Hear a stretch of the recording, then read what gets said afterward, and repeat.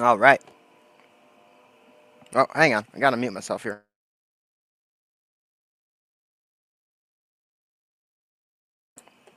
Okie dokie. Got a little surprise show for y'all tonight.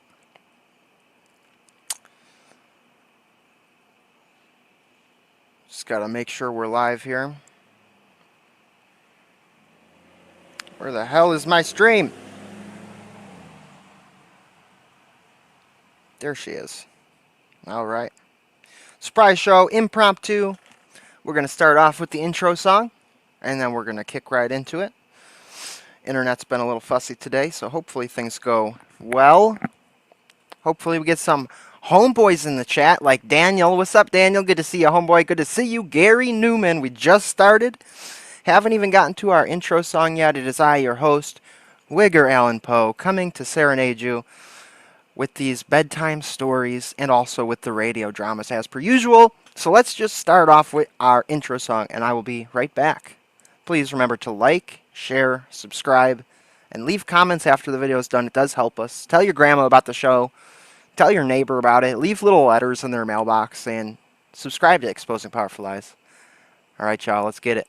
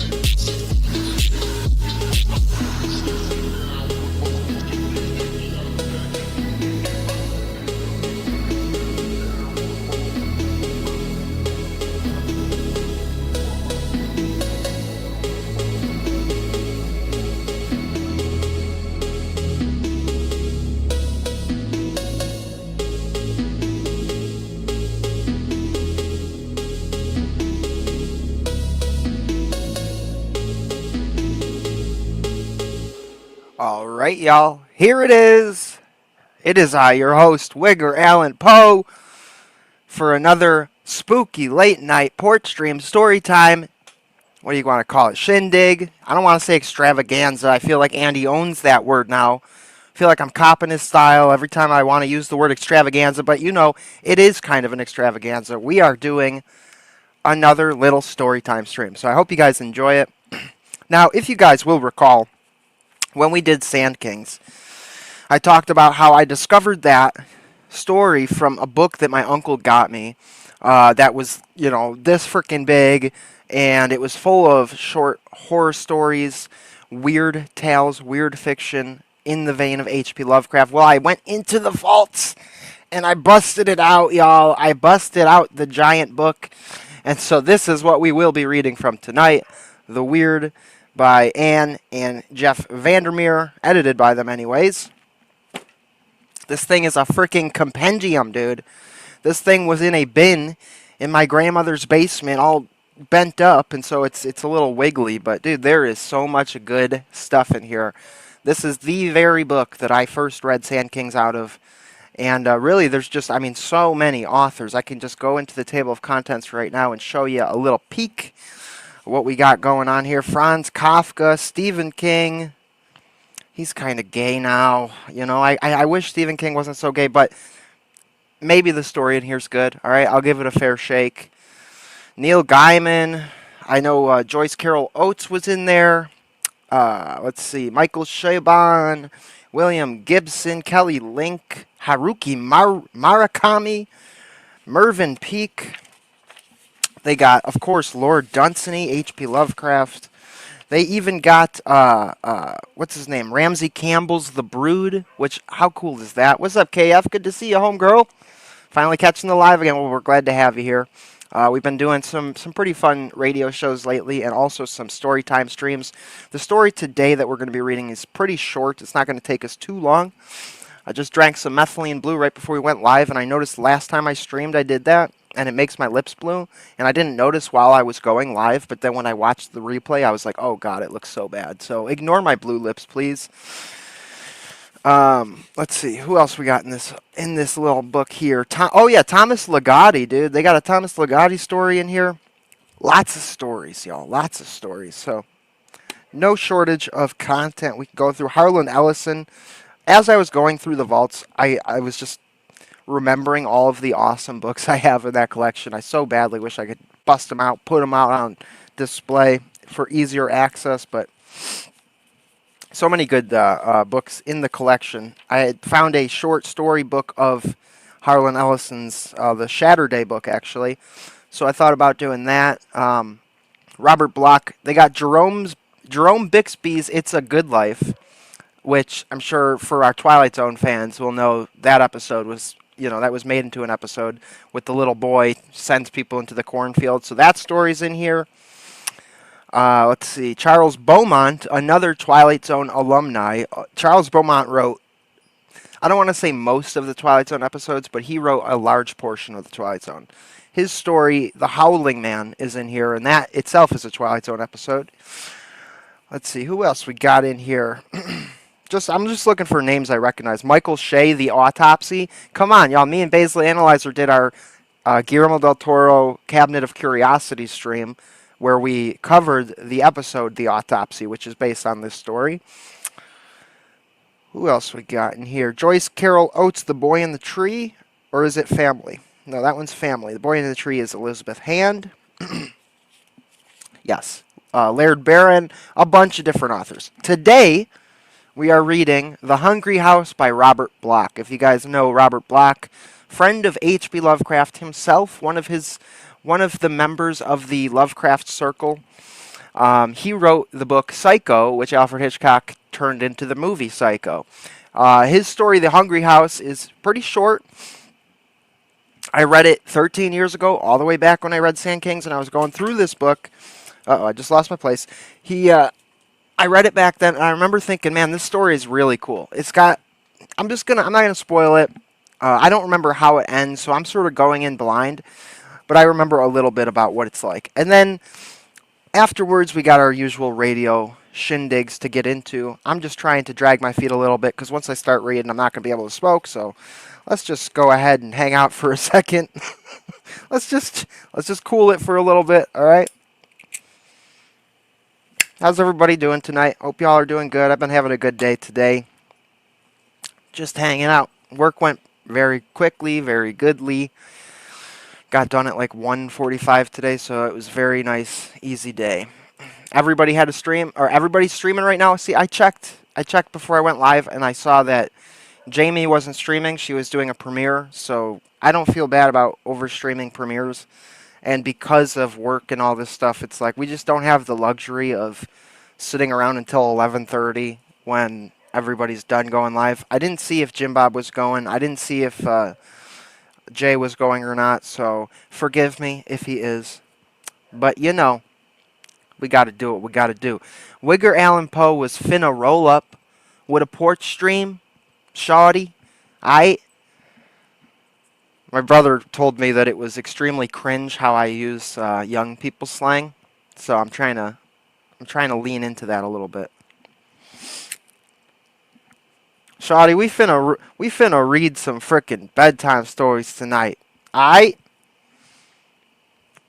This story a whole ass snack. You know what I'm saying? This story a whole ass snack and a half, dude. Alright, I gotta find my place in the book again. Thank y'all so much for being here. Please like and share. And if you like the show, you want to support the show, you can send in super chats via Cash App, PayPal, and Venmo. All super chats will be read live. We are not monetized on this channel, and that is on purpose. Save you guys from having to watch advertisements from YouTube. Save me the hassle of having to pay YouTube anything. No cap. For real, for real. On my mama, dude. On my mama's life. This story ain't 6-7. This story is a whole ass 10 today. Okay? At least from my memory. What I remember of it is a whole ass 10. I don't know. 322. There's a little blurb in front of each one of these stories that talks a little bit about the story itself. Oh, they also have another Bradbury story in here, The Crowd, which I kind of want to get to because that's an awesome show. I remember I watched the show. I never read the actual story, so we could do that.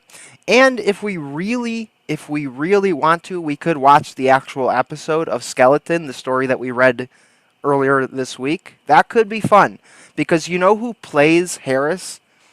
Eugene Levy.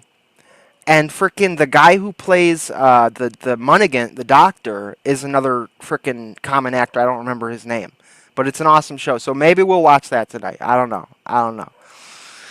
Dude, this book sounds amazing. We starting Halloween season early. Love it. Dude, I'm telling y'all, this book was one of the best Christmas gifts I ever got. I mean, it's just frickin' that thick of nothing but bangers.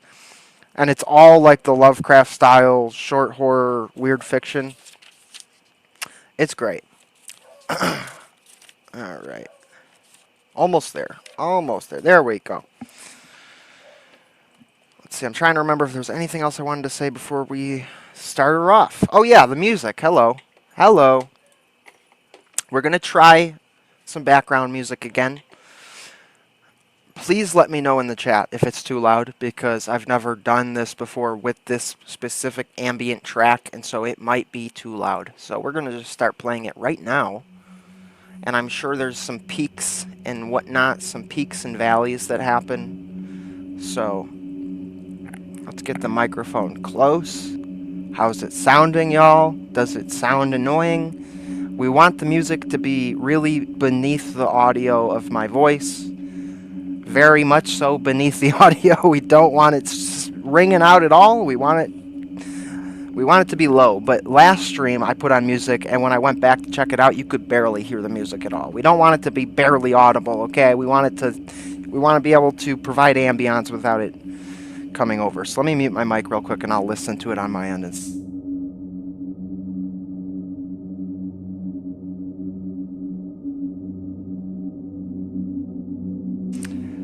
Yeah, okay. It's a little low. It's a little low, but you know what? We're gonna roll with it.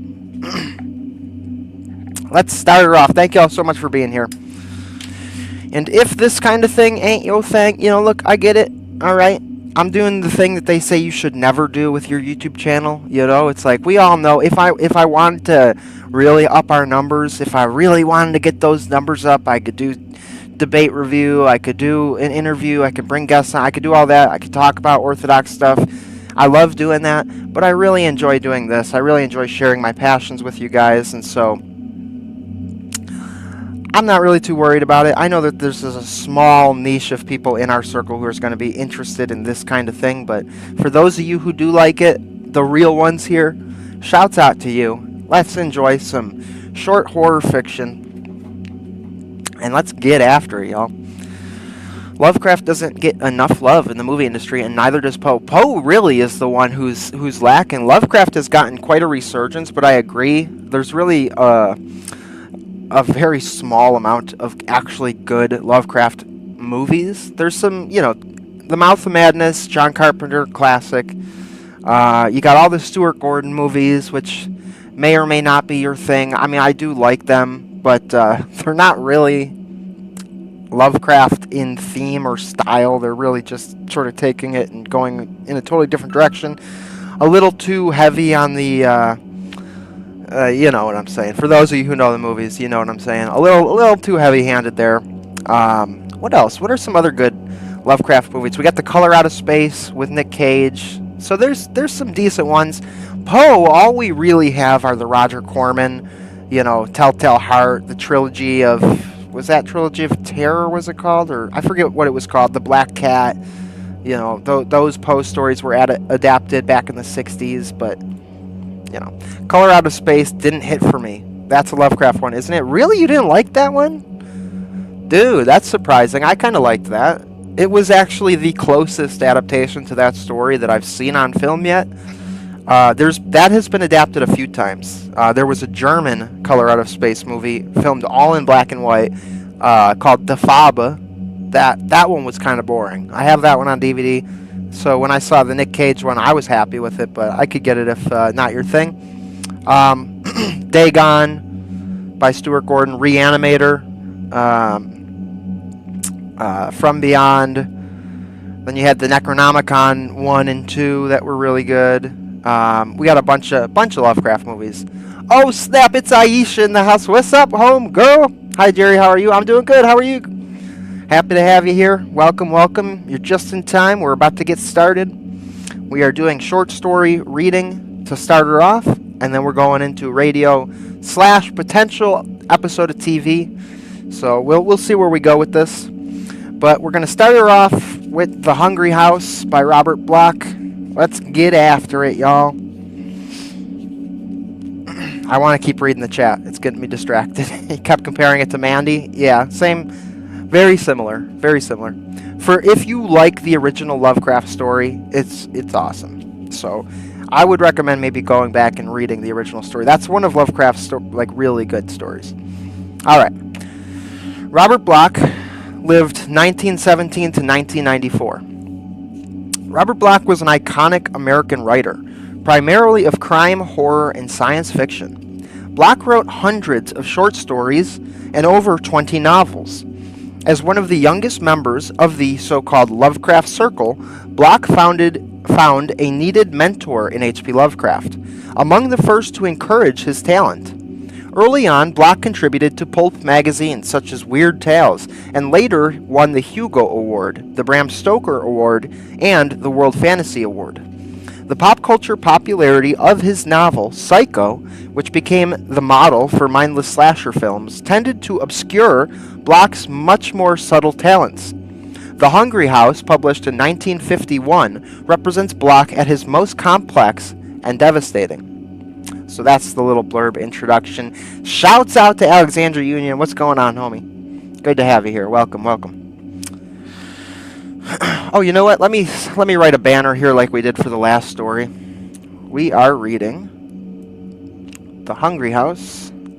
The Hungry House by Robert Bloch.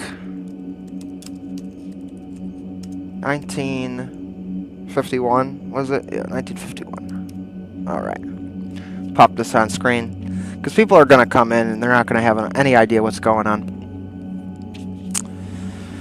At first, there was just the two of them, he and she, together.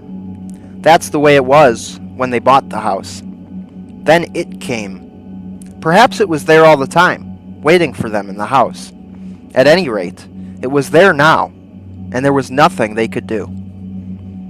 Moving was out of the question. They'd taken a 5-year lease, secretly congratulating themselves on the low rental. It would be absurd to complain to the agent about it, and impossible to explain to their friends. For that matter, they had nowhere else to go. They had searched for months to find a home. Besides, at first, neither he nor she cared to admit that they were aware of its presence, but both of them knew it was there. She felt it the very first evening in the bedroom. She was sitting in front of the high, old-fashioned boudoir mirror, combing her hair. They hadn't settled all their things yet, and she didn't trouble to dust the place very thoroughly. In consequence, the mirror was cloudy, and the light above it flickered. So, at first, she thought it was just a trick of shadow. Some flaw in the glass, perhaps. The wavering outline behind her seemed to blur the reflection oddly, and she frowned in distaste. Then she began to experience what she often called her married feeling, the peculiar awareness which usually denoted her husband's entrance to a room she occupied. He must be standing behind her now. He must have come in quietly without saying anything. Perhaps he was going to put his arms around her, surprise her, startle her, hence the shadow on the mirror. She turned, ready to greet him. The room was empty, and still the odd reflection persisted, together with the sensation of a presence at her back. She shrugged, moved her head, and made a little face at herself in the mirror. As a smile, it was a failure, because the warped glass and the poor light seemed to distort her grin into something alien, into a smile that was not altogether a composition of her own face and features. Well, it had been a fatiguing ordeal, this moving business. She flicked a brush through her hair and tried to dismiss the problem. Nevertheless, she felt a surge of relief when he suddenly entered the room. For a moment, she thought of telling him, then decided not to worry him over her nerves. He was more outspoken. It was the following morning that the incident occurred. He came rushing out of the bathroom, his face bleeding from a razor cut on the left cheek. "Is that your idea of being funny?" he demanded, in the petulant, little boy fashion she found so engaging. "Sneaking in behind me and making faces in the mirror gave me an awful start. Look at this nick I sliced on myself." She sat up in bed. "But darling, I haven't been making faces at you. I didn't stir from this bed since you got up." "Oh," he shook his head, his frown fading into a second set of wrinkles expressing bewilderment. "Oh, I see." "What is it?" She suddenly threw off the covers and sat on the edge of the bed, wriggling her toes and peering at him, earnestly. "Nothing," he murmured. "Nothing at all. I just thought I saw you, or somebody, looking over my shoulder in the mirror. All of a sudden, you know, it must be one of those damned lights. Gotta get some bulbs in town today." He patted his cheek with a towel and turned away. She took a deep breath. "I had the same feeling last night," she confessed, then bit her lip. "You did? It's probably just the lights, as you said, darling." "Uh-huh." He was suddenly preoccupied. "That must be it. I'll make sure and bring those new bulbs." "You'd better. Don't forget, the gang is coming down for the housewarming on Saturday." Saturday proved to be a long time in coming. In the interim, both of them had several experiences which served to upset their minds much more than they cared to admit. The second morning, after he had left for work, she went out and back and looked at the garden. The place was a mess. Half an acre of land, all those trees, the weeds everywhere, and the dead leaves of autumn dancing slowly around the old house. She stood off on a little knoll and contemplated the grave, gray gables of another century. Suddenly, she felt lonely here. It wasn't only the isolation, the feeling of being half a mile from the nearest neighbor, down a deserted dirt road. It was more as though she were an intruder here, an intruder upon the past. The cold breeze, the dying trees, the sullen sky were welcome. They belonged to the house. She was the outsider, because she was young, because she was alive. She felt it all, but did not think it. To acknowledge her sensations would be to acknowledge fear, fear of being alone, or worse still, fear of not being alone.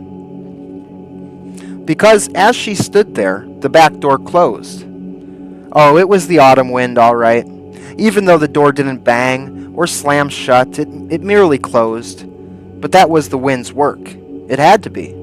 There was nobody in the house, nobody to close the door. She felt in her house dress pocket for the door key, then shrugged as she remembered leaving it on the kitchen sink. Well, she hadn't planned to go inside yet anyway. She wanted to look over the yard, look over the spot where the garden had been and where she fully intended a garden to bloom next spring. She had measurements to make, and estimates to take, and 100 things to do here outside. And yet, when the door closed, she knew she had to go in. Something was trying to shut her out of her own house, and that would never do. Something was fighting against her, fighting against all ideas of change. She had to fight back. So she marched up to the door, rattled the knob, found herself locked out as she expected. Where are we here? Lost my spot. The first round was lost, but there was always the window. The kitchen window was eye level in height, and a small crate served to bring it within easy reach. The window was open a good 4 inches, and she had no trouble inserting her hands to raise it further. She tugged. Nothing happened. The window must be stuck. But it wasn't stuck. She just opened it before going outside, and it opened quite easily. Besides, they'd tried all the windows and found them in good operating condition. She tugged again. This time, the window raised a good 6 inches, and then something slipped. The window came down like the blade of a guillotine, and she got her hands out just in time. She bit her lip, sent strength through her shoulders, raised the window once more. And this time, she stared into the pane. The glass was transparent, ordinary window glass. She'd washed it just yesterday, and she knew it was clean. There had been no blur, no shadow, and certainly no movement. But there was movement now. Something cloudy, something obscenely opaque peered out of the window, peered out of itself, and pressed the window down against her. Something matched her strength to shut her out. Suddenly, hysterically, she realized that she was staring at her own reflection through the shadows of the trees. Of course, it had to be her own reflection, and there was no reason for her to close her eyes and sob as she tugged the window up and half tumbled her way into the kitchen. She was inside. She was alone, quite alone. Nothing to worry about, nothing to worry him about. She wouldn't tell him. He wouldn't tell her either. Friday afternoon, when she took the car and went into town for groceries and liquor in preparation for tomorrow's party, he stayed home from the office and arranged the final details of settling down. That's why he carried up all the garment bags to the attic, to store the summer clothes, get them out of the way. And that's how he happened to open the little cubicle under the front gable. He was looking for the attic closet. He'd put down the bags and started to work along the wall with a flashlight. Then he noticed the door and the padlock. Dust and rust told their own story. Nobody had come this way for a long, long time. He thought again of Hacker, the glib real estate agent who'd handled the rental of the place. "Been vacant several years and needs a little fixing up," Hacker had said. From the looks of it, nobody had lived here for a coon's age.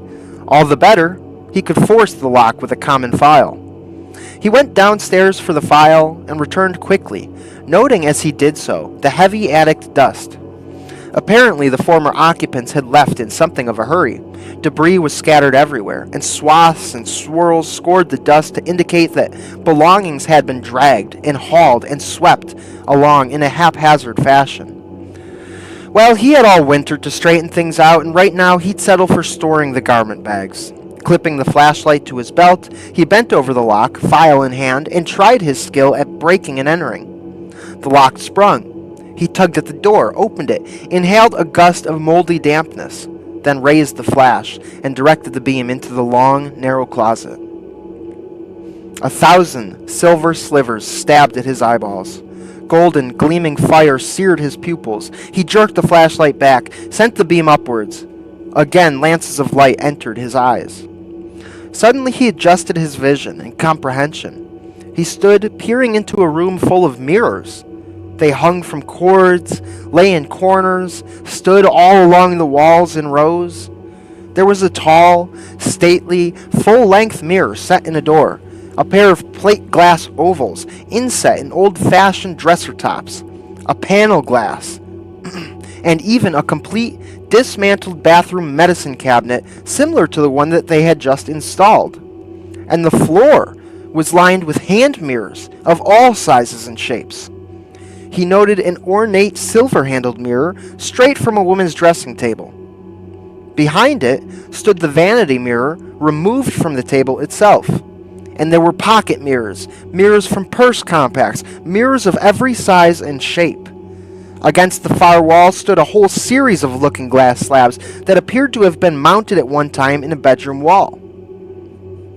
He gazed at 100 silvered surfaces, gazed at 100 reflections of his own bewildered face. And he thought again of Hacker, of their inspection of the house. He had noted the absence of a medicine cabinet at the time, but Hacker had glossed over it.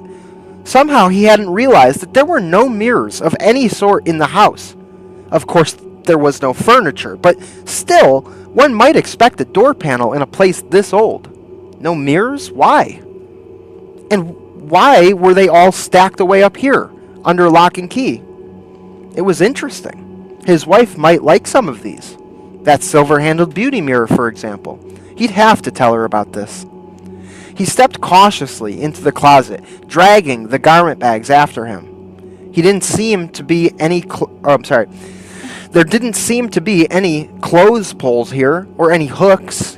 He could put some up in a jiffy, though.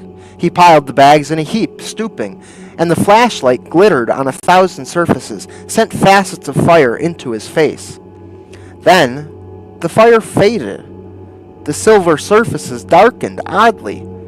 Of course, his reflection covered them now. His reflection, and something darker. Something smoky and swirling. Something that was a part of the moldy dampness.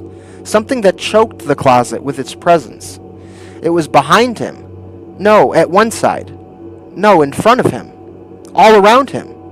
It was growing and blotting him out. It was making him sweat and tremble, and now it was making him gasp and scuttle out of the closet and slam the door and press against it with all his waning strength, and its name was claustrophobia. That was it. Just claustrophobia. A fancy name for nerves. A man gets nervous when he's cooped up in a small space. For that matter, a man gets nervous when he looks at himself too long in a mirror, let alone 50 mirrors. He stood there, shaking. And to keep his mind occupied, keep his mind off what he had just half seen, half felt, half known, he thought about mirrors for a moment, about looking into mirrors. Women did it all the time, but men were different. Men, himself included, seemed to be self-conscious about mirrors. He could remember going into a clothing store and seeing himself in one of the complicated arrangements that afforded a side and rear view.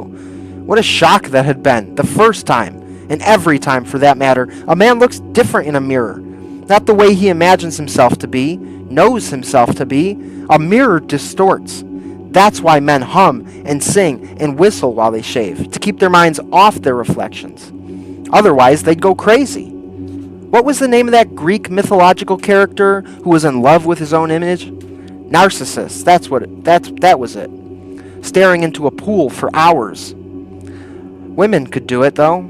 Because women never saw themselves, actually. They saw an idealization, a vision. Powder, rouge, lipstick, mascara, eyeshadow, brilliantine, or merely an emptiness to which these little elements must be applied. Women were a little crazy to begin with anyways. Hadn't she said something the other night about seeing him in her mirror when he wasn't there? Perhaps he'd be better not to tell her after all. At least not until he checked with the real estate agent Hacker. He wanted to find out about this business anyway. Something was wrong somewhere. Why had the previous owners stored up all the mirrors here? Let me just mute for 1 second. I got a cough. All right. How's everybody liking the story so far? This is definitely an old gothic type horror story here.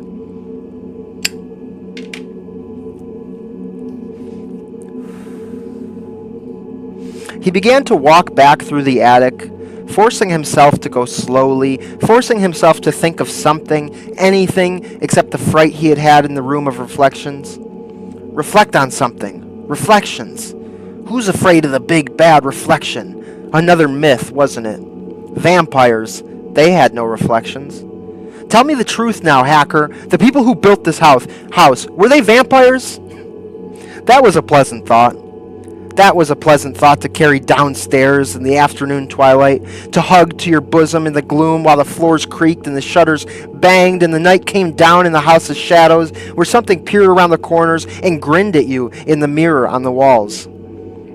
He sat there waiting for her to come home, and he switched on all the lights, and he put the radio on too, and thanked God he didn't have a television set, because there was a screen, and the screen made a reflection, and the reflection might be something he didn't want to see. But there was no more trouble that evening, and by the time she came home with her packages, he had himself under control. So they ate, talked, quite naturally.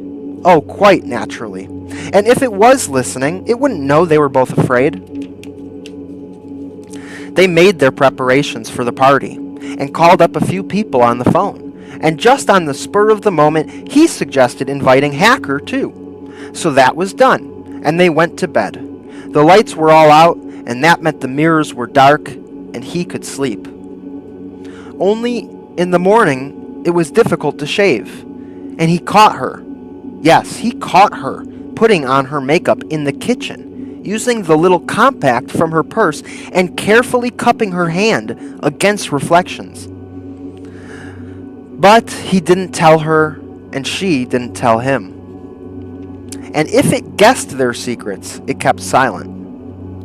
He drove off to work, and she made canapes. And if at times during the long, dark, dreary Saturday the house groaned and creaked and whispered, that was only to be expected. The house was quiet enough by the time he came home again, and somehow that was worse. It was as though something were waiting for night to fall. That's why she dressed early, humming all the while she powdered and primped, swirling around in front of the mirror. You couldn't see too clearly if you swirled. That's why he mixed drinks before their hasty meal, and saw to it that they both had several stiff ones. You couldn't see too clearly if you drank. And then the guests tumbled in. The Teeters, complaining about the winding back road through the hills. The Valiants, exclaiming over the antique paneling and the high ceilings. The Heirs, whooping and laughing, with Vic remarking that the place looked like something designed by Charles Adams. That was a signal for a drink, and by the time Hacker and his wife arrived, the blaring radio found ample competition from the voices of the guests. He drank, and she drank, but they couldn't shut it out altogether. That remark about Charles Adams was bad, and there were other things, little things. The Talmages had brought flowers, and she went out to the kitchen to arrange them in a cut glass vase. There were facets in the glass, and as she stood in the kitchen, momentarily alone, and filled the vase with water from the tap, the crystal darkened beneath her fingers, and something peered, reflected from the facets. She turned quickly, and she was all alone, holding 100 naked eyes in her hands. So she dropped the vase, and the Heirs and Talmages and Hackers and Valiants trooped out to the kitchen, and he came too. Talmage accused her of drinking, and that was reason enough for another round. He said nothing, but got another vase for the flowers, and yet he must have known, because when somebody suggested a tour of the house, he put them off of it. We haven't straightened things out upstairs yet, he said. It's a mess, and you'd be knocking into crates and stuff. Who's up there now? Asked Mrs. Teeters, coming into the kitchen with her husband. We just heard an awful crash. Something must have fallen over, the host suggested, but he didn't look at his wife as he spoke, and she didn't look at him. How about another drink? She asked. She mixed and poured hurriedly, and before the glasses were half empty, she took over and fixed another round. Liquor helped to keep people from talking, and if they talked, it would drown out other sounds. Helped keep people talking. The stratagem worked. Gradually, the group trickled back into the living room, in twos and threes, and the radio blared, and the laughter rose, and the voices babbled to blot out the noises of the night. He poured, and she served, and both of them drank, but the alcohol had no effect. They moved carefully, as though their bodies were brittle glasses without bottom, waiting to be shattered by some sudden strident sound. Glasses hold liquor, but they never got drunk. Their guests were not glasses. They drank and feared nothing, and the drinks took hold. People moved about, and in and out, and pretty soon Mr. Valiant and Mrs. Talmage embarked on their own private tour of the house upstairs. It was irregular and unescorted, but fortunately nobody noticed either their departure or their absence. At least not until Mrs. Talmage came running downstairs and locked herself in the bathroom. Her hostess saw her pass the doorway. She rapped on the bathroom door, gained admittance, and prepared to make a discreet inquiry. None was necessary. Mrs. Talmage, weeping and wringing her hands, fell upon her. "That was a filthy trick," she sobbed. "Coming up and sneaking in on us. The dirty louse. I admit we were doing a little smooching, but that's all there was to it. And it isn't as though he didn't make enough passes at Gwen Hacker himself. What I want to know is, where did he get the beard? It frightened me out of my wits." "What's all of this?" she asked, knowing all the while what it was, and dreading the words to come. Jeff and I were in the bedroom, just standing there in the dark, I swear it, and all at once I looked up over my shoulder at the mirror because light began streaming in from the hall. Somebody had opened the door, and I could see the glass and this face.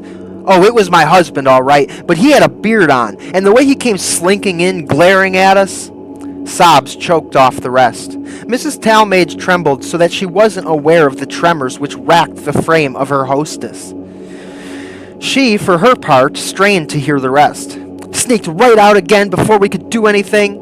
But wait till I get him home. Scaring the life out of me and all because he's so crazy jealous. The look on his face in the mirror."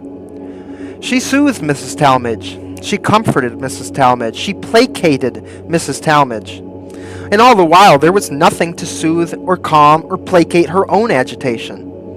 Still, both of them had restored a semblance of sanity by the time they ventured out into the hall to join the party, just in time to hear Mr. Talmage's agitated voice booming out over the excited responses of the rest. "So I'm standing there in the bathroom, and this old witch comes up and starts making faces over my shoulder in the mirror. What gives here anyway? What kind of house you running here?" He thought it was funny. So did the others. Most of the others. The host and hostess stood there, not daring to look at each other. Their smiles were cracking. Glass is brittle. Slaughter the smoochers. Yeah, dude. "I don't believe you," Gwen Hacker's voice. She'd had one, or perhaps three, too many. "I'm going up right now and see for myself."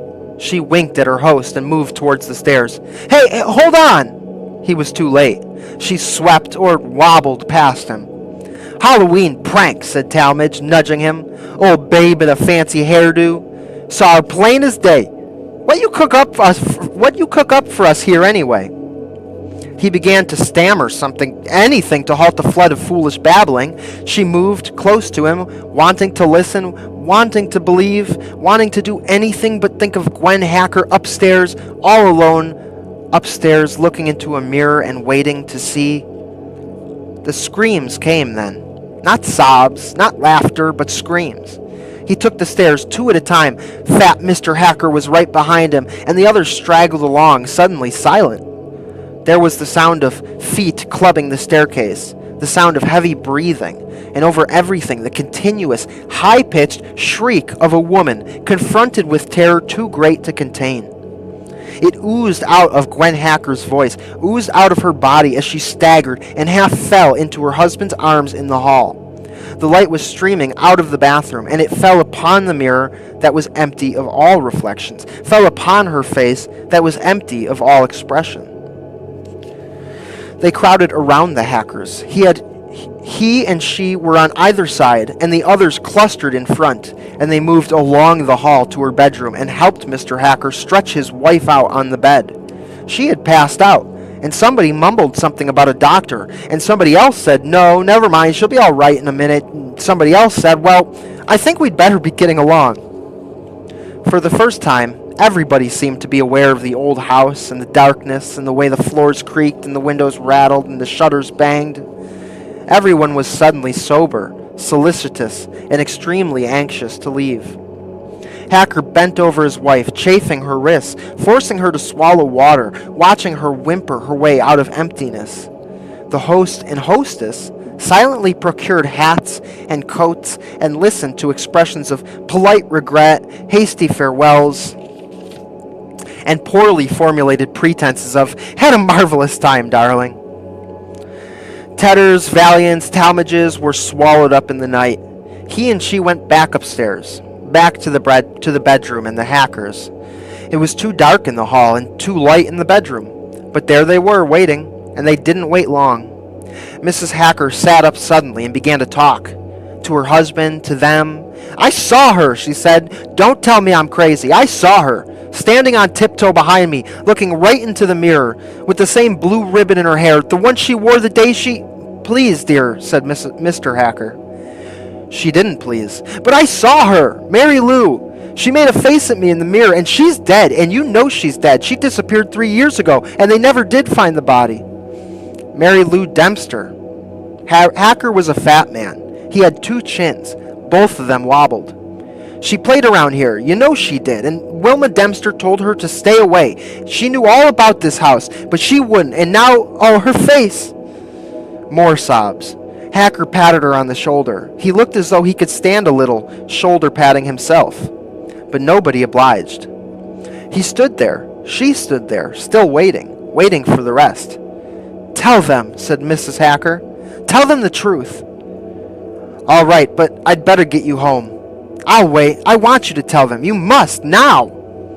Hacker sat down heavily. His wife leaned against his shoulder. The two waited another moment, and then it came. "I don't know how to begin, how to explain," said fat Mr. Hacker. It's probably my fault, of course, but I didn't know. All this foolishness about haunted houses, nobody believes that stuff anymore. And all it does is push property values down, so I didn't say anything. Can you blame me?" "I saw her face," whispered Mrs. Hacker. "I know. And I should have told you. About the house, I mean. Why it hasn't been rented for 20 years. Old story in the neighborhood, and you'd have heard it sooner or later anyways, I guess." "Get on with it," said Mrs. Hacker. She was suddenly strong again, and he, with his wobbling chins, was weak. Host and hostess stood before them, brittle as glass, as the words poured out and filled them to overflowing. He and she, watching and listening, filling up with the realization, with the knowledge, with that for which they had waited. It was the Bellman house they were living in, the house Joe Bellman built for his bride back in the 60s, the house where his bride had given birth to Laura and taken death in exchange. And Joe Bellman had toiled through the 70s as his daughter grew to girlhood, rested in complacent retirement during the 80s as Laura Bellman blossomed into the reigning beauty of the county. Some said the state, but then flattery came quickly to men's lips in those days. There were men aplenty, coming and going through that decade, passing through the hall in polished boots, bowing and stroking brilliantined mustachios, smirking at old Job, grinning at the servants, and gazing in moonstruck adoration at Laura. Laura took it all as her rightful due, but land's sakes, she'd never think of it, no, not while Papa was still alive, and no, she couldn't. She was much too young to marry, and why, she'd never heard of such a thing. She'd always thought it was so much nicer just being friends. Moonlight, dances, parties, hay rides, sleigh rides, candy, flowers, gifts, tokens, cotillion balls, punch, fans, beauty spots, dressmakers, curlers, mandolins, cyclings, and the years that whirled away. And then, one day, old Job dead in the 4-poster bed upstairs, and the doctor came, and the minister, and then the lawyer, hacking away with his dry, precise little cough and his talk of inheritance and estate and annual income. Then she was all alone, just she and the servants and the mirrors. Laura and her mirrors. Mirrors in the morning and the careful inspection, the scrutiny that began the day. Mirrors at night before the caller arrived, before the carriage came, before she whirled away to another triumphal entry, another fan-fluttering, pirouetting descent of the staircase. Mirrors at dawn, absorbing the smiles, listening to the secrets, the tale of the evening's triumph. Mirror, mirror on the wall, who is the fairest of them all? Mirrors told her the truth. Mirrors did not lie. Mirrors did not paw or clutch or whisper or demand in return for acknowledgement of beauty. Years passed, but mirrors did not age, did not change, and Laura did not age. The callers were fewer, and some of them were oddly altered. They seemed older somehow. And yet, how could that be? For Laura Bellman was still young. The mirror said so, and they always told the truth. Laura spent more and more time with the mirrors, powdering, searching for wrinkles, tinting and curling her long hair, smiling, fluttering eyelashes, making deliciously delicate little moves, swirling daintily, posturing before her own perfection. Sometimes, when the callers came, she sent word that she was not at home. It seemed silly, somehow, to leave the mirrors, and after a while there weren't many callers to worry about. Servants came and went, some of them died, but there were always new ones. Laura and the mirrors remained. The 90s were truly gay, but in a way other people wouldn't understand. How Laura laughed, rocking back and forth on the bed, sharing her giddy secrets with the glass. The years fairly flew by, but Laura merely laughed. She giggled and tittered when the servants spoke to her, and it was easier now to take her meals on a tray in her room. Because there was something wrong with the servants and with Dr. Turner, who came to visit her and who was always being tiresome about going away for a rest to a lovely home. They thought she was getting old, but she wasn't. The mirrors didn't lie. She wore the false teeth and the wig to please the others, the outsiders, but she really didn't need them. The mirrors told her she was unchanged. They talked to her now. The mirrors did, and she never said a word. Just sat nodding and swaying before them in the room, reeking of powder and patchouli, stroking her throat and listening to the mirrors telling her how beautiful she was and what a belle she would be if she would only waste her beauty on the world. But she'd never leave here, never. She and the mirrors would always be together. And then came the day they tried to take her away, and they actually laid hands upon her, Laura Bellman, the most exquisitely beautiful woman in the world. Was it any wonder that she fought, clawed, and kicked and whined and struck out so that one of the servants crashed headlong into the beautiful glass and struck his foolish head and died, his nasty blood staining the image of her perfection? Of course, it was all a stupid mistake, and it wasn't her fault, and Dr. Turner told the magistrate so when he came to call. Laura didn't have to see him, and she didn't have to leave the house, but they always locked the door to her room now, and they took away all of her mirrors. They took away all of her mirrors. They left her alone, caged up, a scrawny, wizened, wrinkled old woman with no reflection. They took the mirrors away and made her old and ugly and afraid. The night they did it, she cried. She cried and hobbled around the room, stumbling blindly in a tearsome tour of nothingness. That's when she realized she was old, and nothing could save her, because she came up against the window and leaned her wrinkled forehead against the cold, cold glass. The light came from behind her, and as she drew away, she could see her reflection in the window. The window. It was a mirror, too. She gazed into it, gazed long and lovingly at the tear-streaked face of the fantastically rouged and painted old harridan, gazed at the corpse countenance readied for the grave by a mad embalmer. Everything whirled. It was her house. She knew every inch of it. From the day of her birth onwards, the house was a part of her. It was her room. She had lived there forever and ever, but this obscenity was not her face. Only a mirror could show her that, and there would never be a mirror for her again.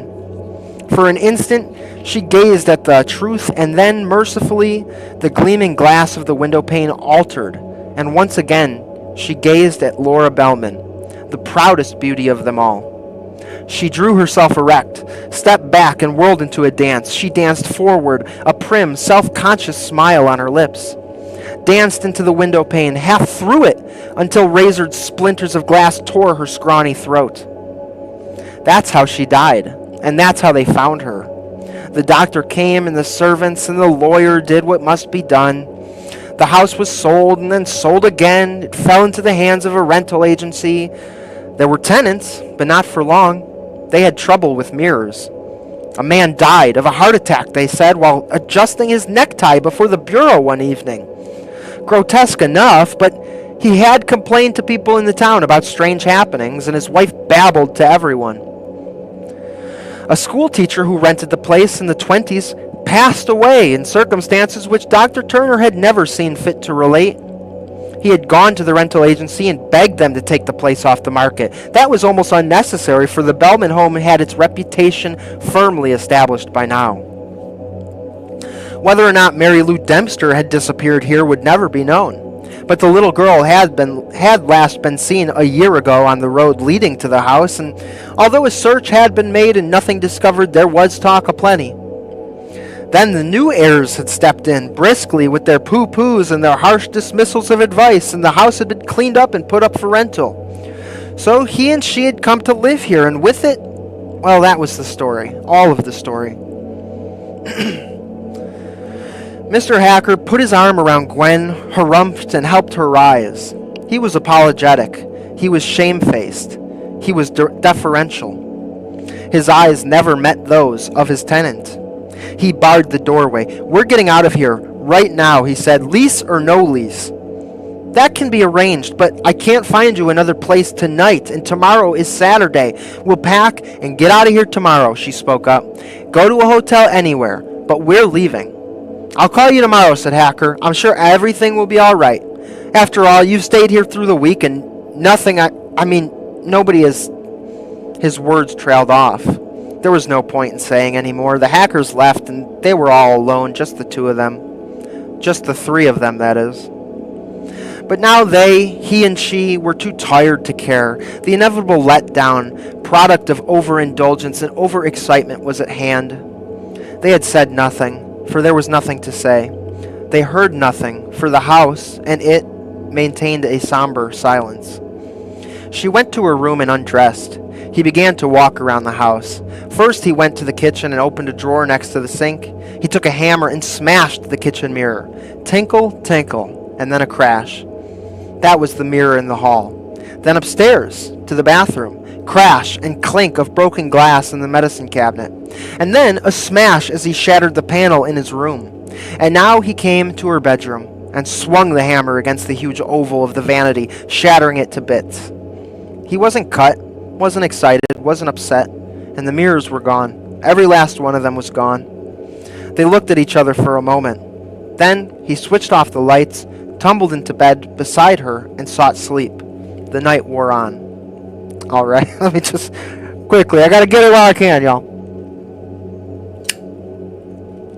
It was all a little silly in the daylight, but she looked at him again in the morning, and he went into his room and hauled out the suitcases, and by the time she had had breakfast ready, he was already laying his clothes out on the bed. She got up after eating, took her own clothing from the drawers and hangers and racks and hooks, and soon he'd go up to the attic and get the garment bags. The movers could be called tomorrow or as soon as they had a destination in mind. The house was quiet. If it knew their plans, it wasn't acting. The day was gloomy, and they kept the lights off without speaking, although both of them knew it was because of the window panes and the story of the reflection. He could have smashed the window glass, of course, but it was all a little silly, and they'd be out of here shortly. Then they heard the noise. Trickling, burbling, a splashing sound. It came from beneath their feet. She gasped. "Water pipe? In the basement?" he said, smiling and taking her by the shoulders. I'd better take a look." She moved towards the stairs. "Why should you go down there? I'll tend to it." But she shook her head and pulled away. It was her penance for gasping. She had to show she wasn't afraid. She had to show him, and it too. "Wait a minute," he said. "I'll get the pipe wrench. It's in the trunk of the car." He went out the back door. She stood irresolute, then headed for the cellar stairs. The splashing was getting louder. The burst pipe was flooding the basement. It made a funny noise, like laughter. He could hear it even when he walked up the driveway and opened the trunk of the car. These old houses always had something wrong with them. He might have known it. Burst pipes and... Yes, he found the wrench. He walked back to the door, listening to the water gurgle, listening to his wife scream. She was screaming. screaming down in the basement, screaming down in the dark. He ran, swinging the heavy wrench. He clumped down the stairs, down into the darkness, the screams tearing up at him. She was caught. It had her. She was struggling with it. But it was strong, too strong, and the light came streaming in on the pool of water beside the shattered pipe, and in the reflection, he saw her face, and the blackness of other faces swirling around her and holding her. He brought the wrench up, brought it down on the black blur, hammering and hammering and hammering until the screaming died away. And then he stopped and looked down at her. The dark blur had faded away into the reflection of the water, the reflection that had evoked it. But she was still there, and she was still, and she would be still forever now. Only the water was getting red where her head rested in it, and the end of the wrench was red too. For a moment he started to tell her about it, and then he realized she was gone. Now there were only the two of them left, he and it. And he was going upstairs. He was walking upstairs, still carrying the bloody wrench, and he was going over to the phone to call the police and explain. He sat down in a chair before the phone, thinking about what he'd tell them, how he'd explain. It wouldn't be easy. There was this mad woman, and she looked into mirrors until there was more of her alive in her reflection than there was in her own body, and so when she committed suicide, she lived on somehow and came alive in mirrors or glass or anything that reflected, and she killed others or drove them to death, and their reflections were somehow joined with hers, and so that this thing kept getting stronger and stronger and sucking away at life with that awful core of pride that could live beyond death. Woman, thy name is vanity, and that gentleman is why I killed my wife. Yes, it was a fine explanation, but it wouldn't hold water. Water. The pool in the basement had evoked it. He might have known if only he'd stopped to think, to reflect. Reflect. That was the wrong word. Reflect. The way the window pane stood before him was reflecting. He stared into the glass now, saw it behind him, surging up from the shadows. He saw the bearded man's face, the peering, pathetic, empty eyes of a little girl, the goggling, grimacing stare of an old woman. It wasn't there behind him, but it was alive in the reflection, and as he rose, he gripped the wrench tightly. It wasn't there, but he'd strike at it, fight at it, come to grips with it somehow. He turned, moving back, the ring of shadow faces pressing. He swung the wrench. Then he saw her face coming up through all the rest. Her face, with shining splinters where her eyes should be. He couldn't smash it, couldn't hit her again. It moved forward. He moved back. His arm went out to one side. He heard the tinkle of window glass behind him and vaguely remembered that this was how the old woman had died. The way he was dying now, falling through the window and cutting his throat, and the pain lanced up and in, tearing at his brain as he hung there on the jagged spikes of glass, bleeding his life away. And then he was gone. His body hung there, but he was gone. There was a little puddle on the floor, moving and growing. The light from outside shone on it, and there was a reflection. Something emerged fully from the shadows now, emerged and capered demurely in the darkness. It had the face of an old woman, and the face of a child, the face of a bearded man, and his face, and her face, changing and blending. It capered, and it postured, and then it squatted, dabbling. Finally, all alone in the empty house, it just sat there and waited. There was nothing to do now, but wait for the next to come. And meanwhile, it could always admire itself in that growing red reflection on the floor. All right, that was The Hungry House by Robert Bloch. What'd y'all think? That was fire, dude. I'm sorry. That story was awesome. Again, haven't read it in 13 years, but very, very happy with it. Spooky. Hell yeah, dude. We're getting spooky tonight up here on the porch in the porch stream. Welcome to everybody who rolled in while we were reading. If you just got here, I got this big-ass book, The Weird, full of weird tales, short horror stories from some amazing authors. And it was good. I guess this was better than watching Manson documentaries. I'm not sure that's the best the compliment, but I'll take it. Thank you so much. Thank you, thank you, thank you, thank you. Totally based, pretty sick. It's a bit close to home. Are you getting mirror demons in your house, are you, Crispy? Don't let it, dude. Don't let it. Watch Chiller on Prime, 1970s, 1990s British mystery drama. Super cool. And Thriller. Oh, I love Thriller, dude. Frickin' Boris Karloff. Thriller rocks. But Thriller is not public domain, so we cannot watch Thriller here. I wish it was, but that is one of those few old black and white TV shows that are not public domain.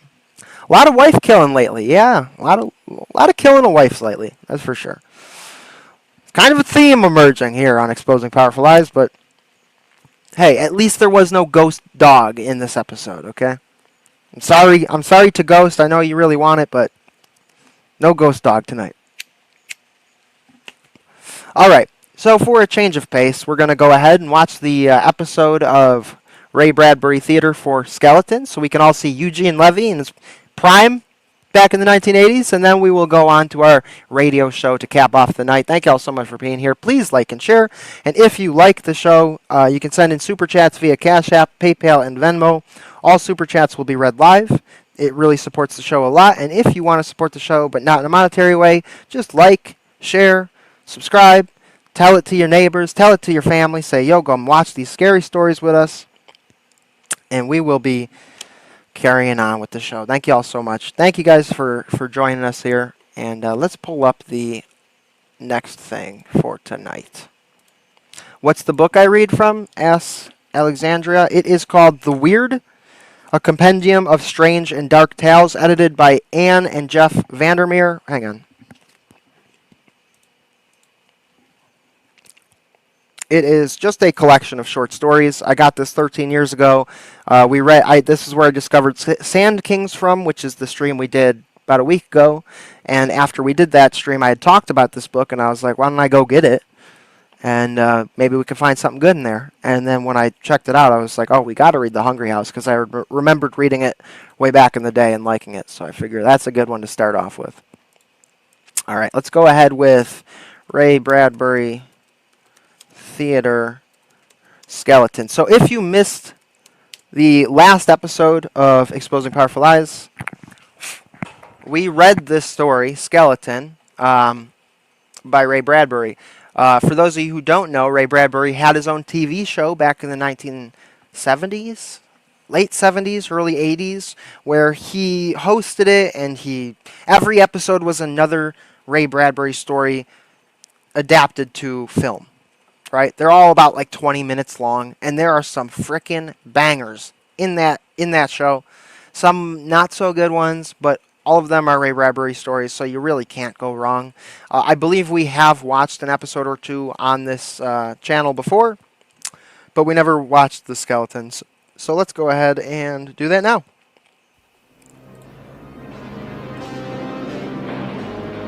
Let's see, what's the best way to do this here? That should be fine. Did he really?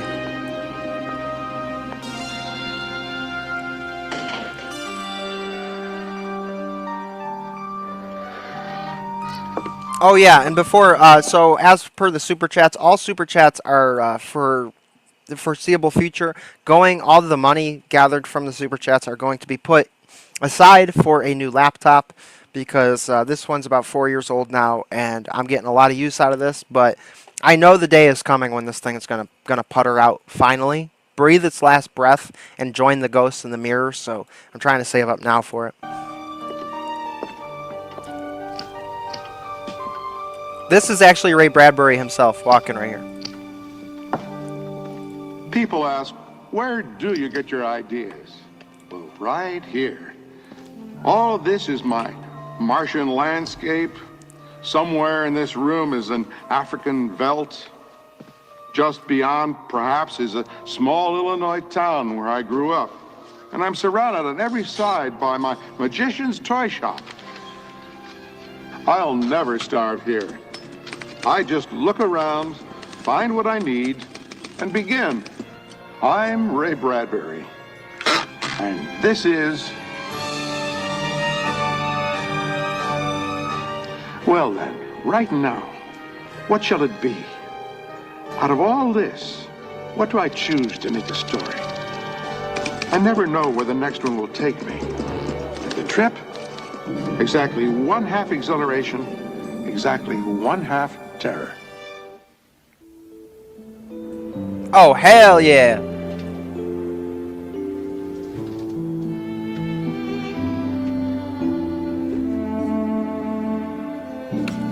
Frickin' Eugene Levy, dude. Come on now.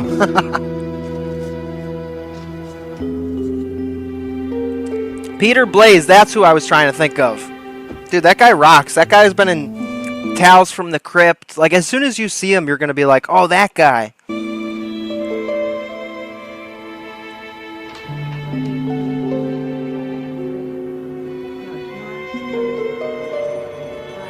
Yeah, it's the 80s.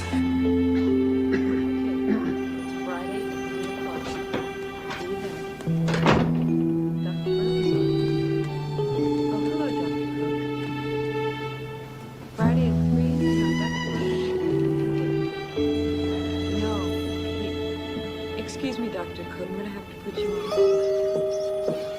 Dr. Hook. Or Dr. Cook. Yes, it is the American Pie Dad himself, Eugene Levy, best of show. I mean, this guy has been in everything. He's hilarious. I'm going to have to put you on hold.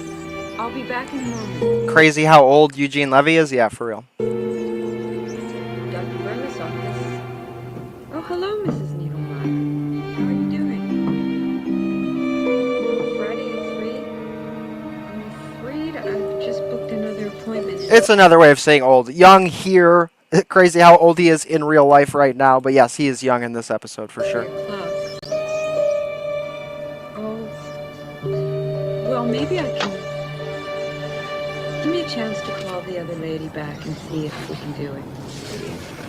I'll just book you for 3 on Friday. Wait.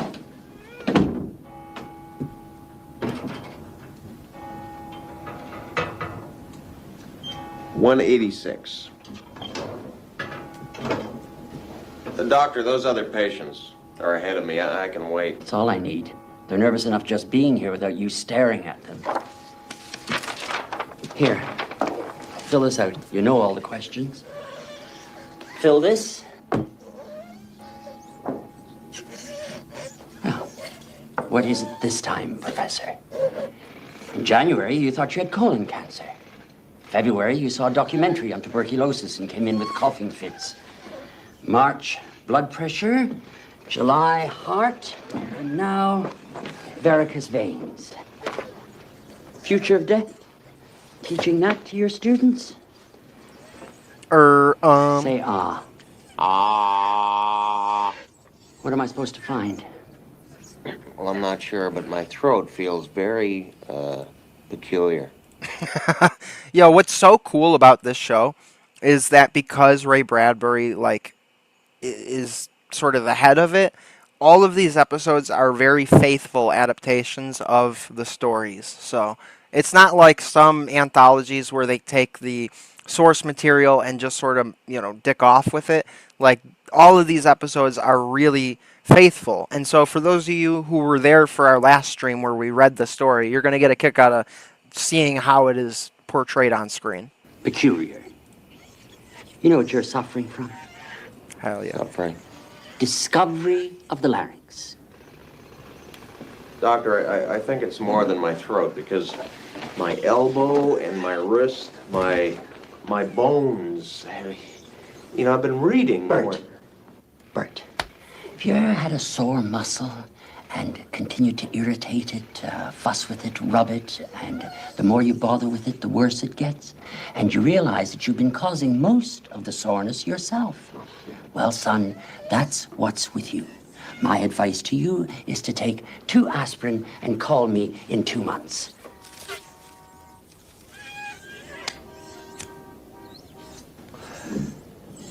You still here? Yeah. You know what else I've discovered? Hell yeah, dude. Shouts out to the old time when this country was still a real country and you could smoke indoors. Yo, guys, you want to hear something really sad? Remember how everybody was freaking out that when the Baszler Analyzer came to Buffalo and we went out to the restaurant together, I took them to the last restaurant in Buffalo that still had a smoking section? Well, guess what? They closed. They closed Joe's Truck Stop Restaurant. I mean, literally, when I heard the news, my heart broke. I was so angry. I was so sad. I'm still not recovered from it, honestly. I cannot frickin' believe it, dude. They closed my frickin' smoking restaurant. I'm just so fed up with this world. Today, doctor? Your office doesn't look at all like a doctor's office. What do you want? Pictures of germs on the walls? Bert, one more thing you're going to discover is that my fee has gone way up. If you don't get out of here, there is nothing wrong with you. Now, out. Man is a certified quack. Bones, bones, bones. Bones gonna find the real doctor.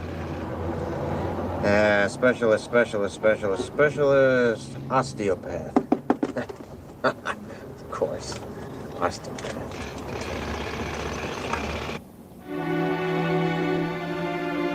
Now that's more like it.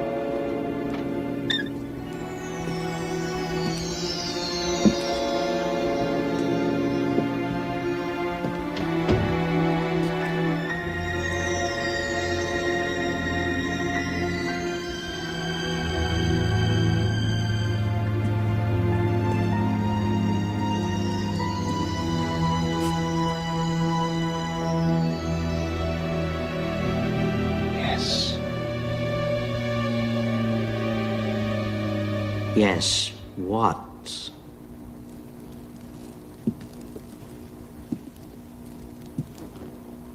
Dr. Munigan? Munient. He of the extraordinary cures. Pleased to make your acquaintance, Miss. Okay, bro. Looks like we got ourselves an incel here. Harris. Bert Harris. I'm having a problem. With your skeleton. Well, not the whole thing. Why not? It's all one architecture. The knee bone connected to the thigh bone. The thigh bone connected to the hip bone. You know, that The arm bone connected to my wristwatch. old song.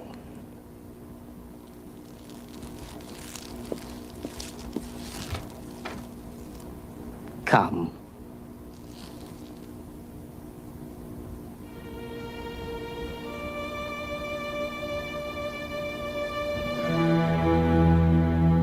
It's like visiting a museum.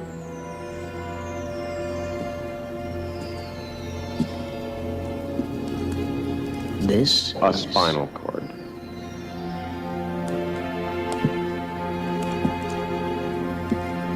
And these Carpals, metacarpals, phalanges.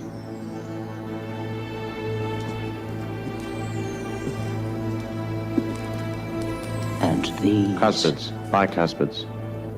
I've been doing some reading. from Caesar and Cleopatra. I thought they never found those bodies. True, they didn't, because I have them. Okay, bro. Getting a little weird here.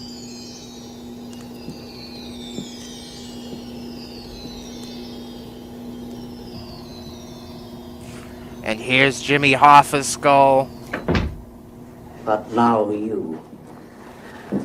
Do your clothes fit wrong on your flesh?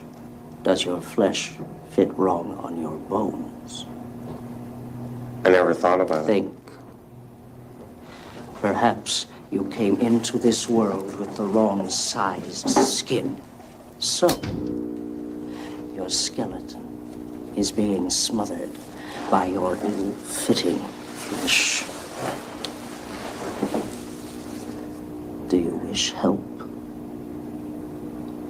Yes. Hop up. Lie down.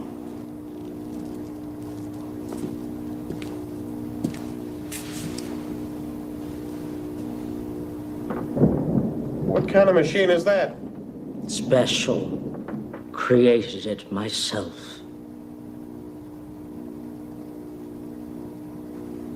And what are you planning to do? Teach teach you, educate you about your very own lovely architectural beauty. Your skeleton. Get in the little game! Arms straight, head up, breathe deep, and hold. Okay, Doc, keep your hands where I can see them now. Now look up, Mr. Harris. Look up into the mirror.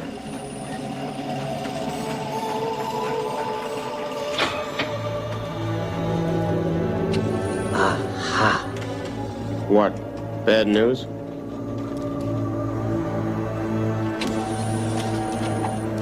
Easy. Hold. Now, open wide. Wider. Wider. Cooperation, Mr. Harris, please.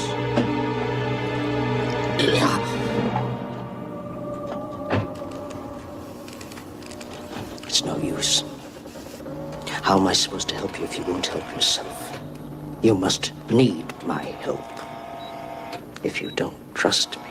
Oh, no, that's not it, really. Bro, you just tried sticking your whole head in my mouth. Oh, I just got nervous. That's all, really. Look, go ahead. I'm ready, see? No. This will take time. Much of your problem is psychological. You must learn to relax. You must be educated. Before we can proceed, you must get to know this and this. You need to be educated on how you're white guilt, and you're an oppressor, you're a colonizer, dude. Go home. Look. Study. Prepare your mind. Get to know him.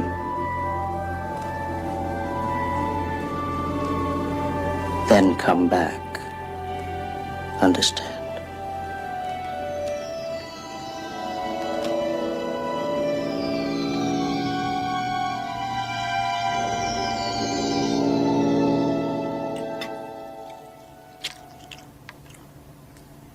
Sweetheart, it's awfully warm in here.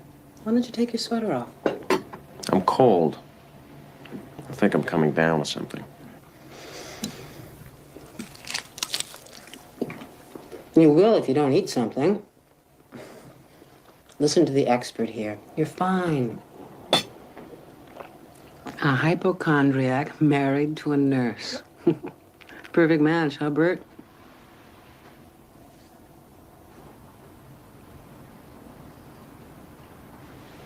Wow, what have you brought home with you? A present? No?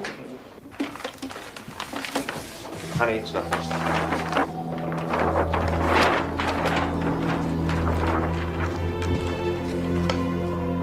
Good God, who is that? I've told you, how many times have I told you not to bring pictures of your skeleton home with you? Me. No resemblance. The other me. Other? There's only one of you. Two. I never thought. I just discovered today. Most people don't consider, think, imagine what's inside them. In every one of us. That terrible representative of death. A skeleton. Get rid of it. It? You mean me? That's not you. Oh my God, it's just what holds you up when I'm not holding you up. Well, if I want to conquer it and all its aches and pains, then I have to understand it. I have to know it. And I finally found a doctor who understands.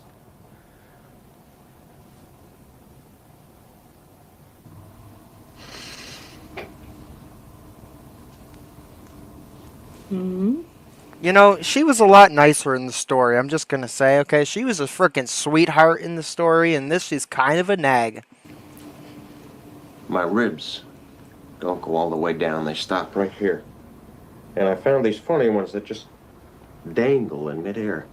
Sweetheart, you are being silly. Everyone's ribs stop at a given point, and those funny ones are floating ribs.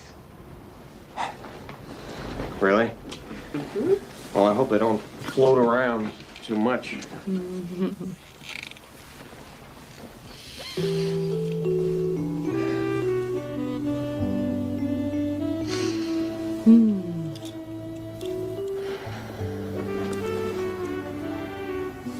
You know your nose bone stops right here, and gristly tissue fills out the rest? Yes, I did. Darling. And our teeth are literally Good night. skeletons.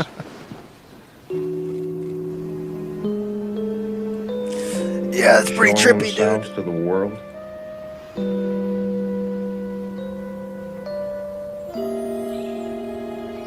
Step on the scale. Your weight is 169 pounds. You have lost 16 pounds. 169. Come on, bro. It's 2025 and we still don't have scales like that. What is this? Have a nice day. I'm losing so much weight. It's 2025. You can no longer smoke in restaurants and we don't have talking scales. You're beginning to show. Damn you. Think you can starve me? Make me lose weight? Leave nothing but skin on bone? I have to do something to stop that. Yes, stop it. After all, I'm the part that thinks. My God! The pain! My head! My ribs! In brushing. I can hardly breathe. Don't rip closing in like a fist. Don't stay away from my heart. My Good morning. Doing great. Shaving the dog. I'm doing great, really. Park.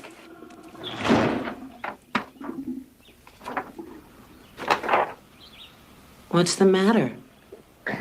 something inside me. I think it's something I ate.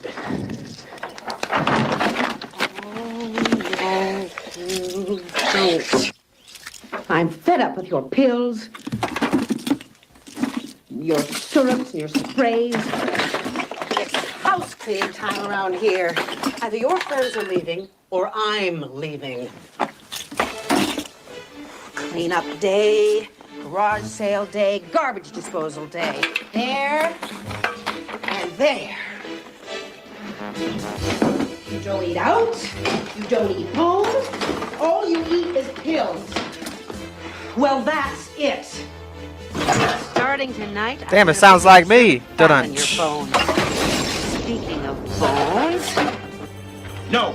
Oh, yes. You can't! Watch me. Yo, this is kind of making me sad, honestly. She was so sweet in the frickin' original story. I know I already said that, but like, damn, dude, they really did her dirty.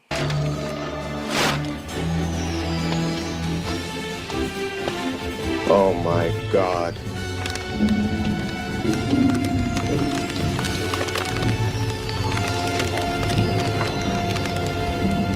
He just grabs it up like Gollum. My precious! Clarice is right. Fat's the answer. Come on, buy you beer. Two can play at this game.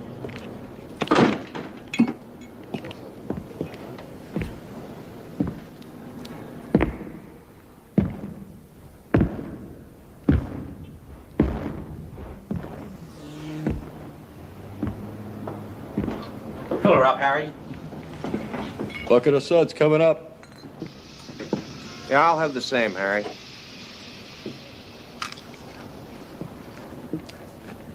Clans? Or is it some kind of special diet that you're on? You talking to me? I beg your pardon. You see, I'm having a problem putting on weight, and I thought maybe you could give me some hints. You want to gain weight, do you?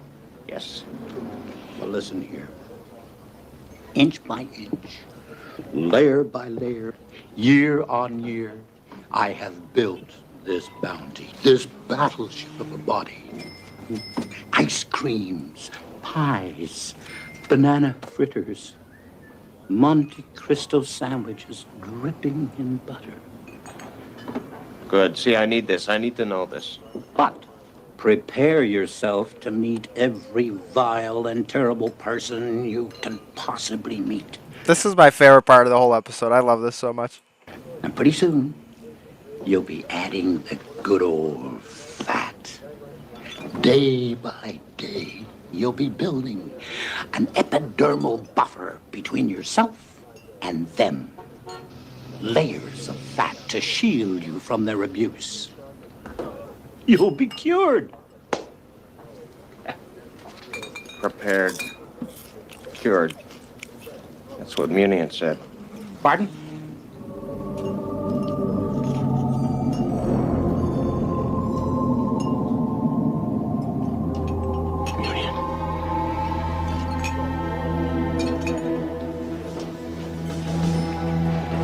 Yeah, that guy kills it, I'm a dude. sinner. It's all psychological. That's what he said. Yeah. Yeah, you want out, don't you? Hmm? Because if I die, then you can be out in the open. Huh? Free. Yeah. I'm not on your life. Or mine. I'm keeping you right where you are. Yes. Dr. Munian, I need your help.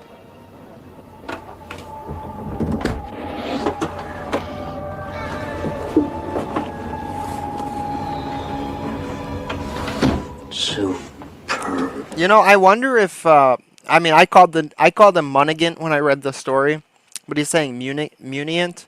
I wonder if like what the etymology is on that word. You have prepared yourself. Yes. I've lost all this weight. It's psychological. Just like you said. Yes, of course. You will sit.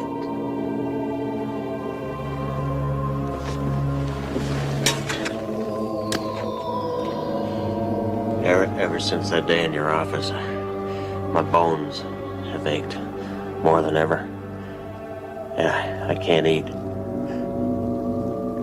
My wife thinks that I'm losing my mind. She could be right. Shall I rid you of your trouble? Help you? Cure you? Anything. Rub your shoulders. Eyes shut.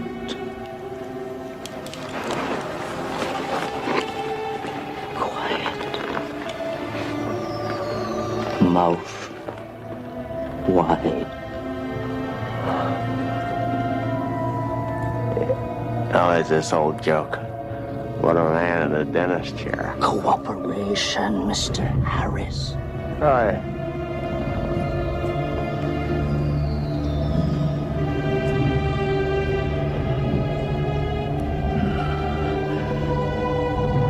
Out. Bro.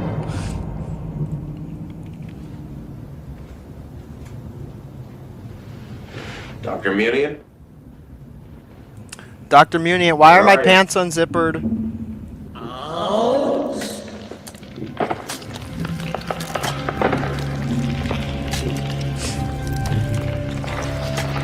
I feel like I should keep this comment pinned the whole time during this scene.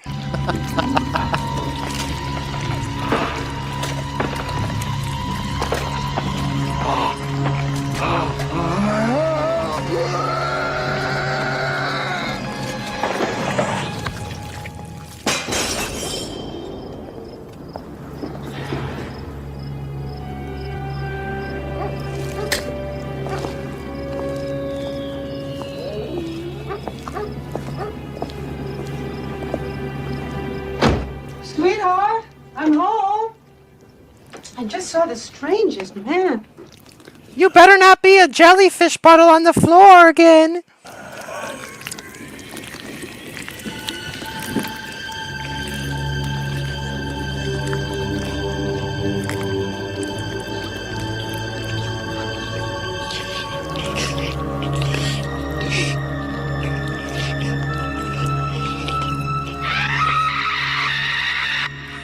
Hell yeah.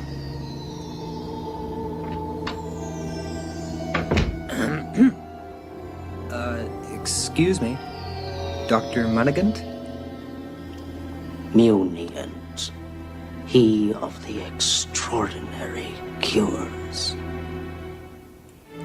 Let's go, dude. That was so good, man. So freaking good. What do we think of that one, y'all? Come on now. Wigger Allan Poe never disappoints, all right? Don't let him tell ya I ever let you go home lacking. I got the 411 on all the best little short stories, short episodes. How freaking cool was that? I love those practical effects of the 80s, 70s, all the old movies with the practical effects. So good, dude. Heck yeah, dude. Stay Weird says, amazing. So good, dude. So good. Now, I thought, I'm vexed as to what to do for our final part of today's episode. I could read another short Ray Bradbury story called The Crowd. This one, I believe, is only 3 pages, or we could listen to a radio show. I really should put a freaking poll. You know what? I'm going to try to do that real quick. I'm going to try to do a poll in the chat, and that way I can find out what y'all want to hear rather than what I want to do. So why don't we pull up my stream now, and let me see if I can get a poll going, and y'all can let me know what you want to see. If this thing will ever load.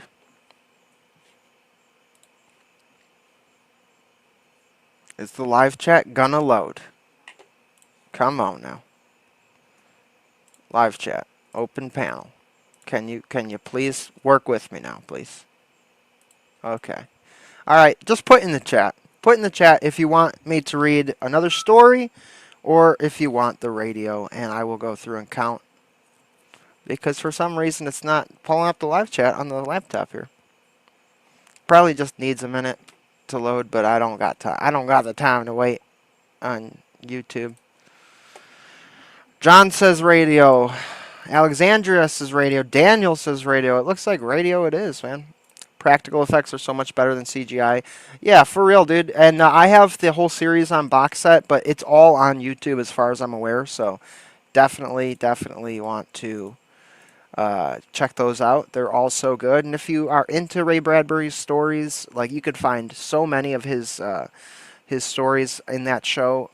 I remember which episode we watched together. Oh wait, no, that was a Twilight Zone episode. Never mind. That was a Twilight Zone, 80s Twilight Zone of a Ray Bradbury story I was thinking of. Okay, so for today's old time radio show, we have an episode called Lost Dog. Is the series on Prime or YouTube? It's on YouTube. You can find them all on YouTube. Just look up Ray Bradbury Theater, and you can find playlists of all the episodes, as far as I'm aware. I picked this episode because it was highly rated on the CBS Radio Mystery Theater site, and it was also got Lost Dog as the title. And I've come to find that anytime there's an animal involved, these episodes seem to be pretty good. So we're going to go ahead and try it out here. Episode 4. Pretty early on in the CBS RMT lineup. So here's hoping it's a good one. I've never listened to it before, so we're gonna experience it together.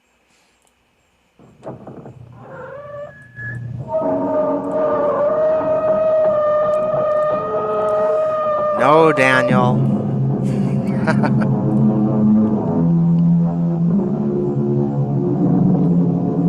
Come in. Welcome. I'm E.G. Marshall. Welcome to the world of mystery, the world of terrifying imagination. The story you are about to hear is called Lost Dog. Yes, a dog story. But the lost ghost dog bird, reincarnated butterfly of the wife that you murdered. The charming family tale about man's best friend. In fact, You may even decide that the dog in this story is man's worst enemy. It all depends on whether or not you share the particular terror of our heroine, Miss Julia Smollett. Get out! Get out of here, please! Please, George, take him away! It's only a dog, for Pete's sake. It's not going to hurt you. Get out! George!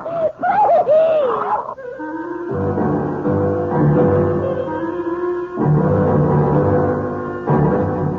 Our mystery drama, Lost Dog, was written especially for the Mystery Theater by Henry Slessor and stars Kim Hunter.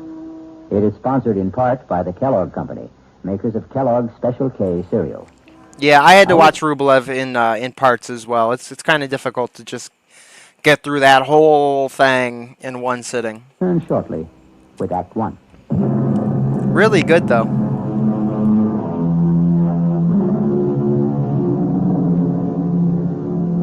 Oh, before we get on any further, I just want to say shouts out to Jason Scholl for the $5 super chat. Thank you so much, Jason. Love you, bro. And thank you for supporting the channel.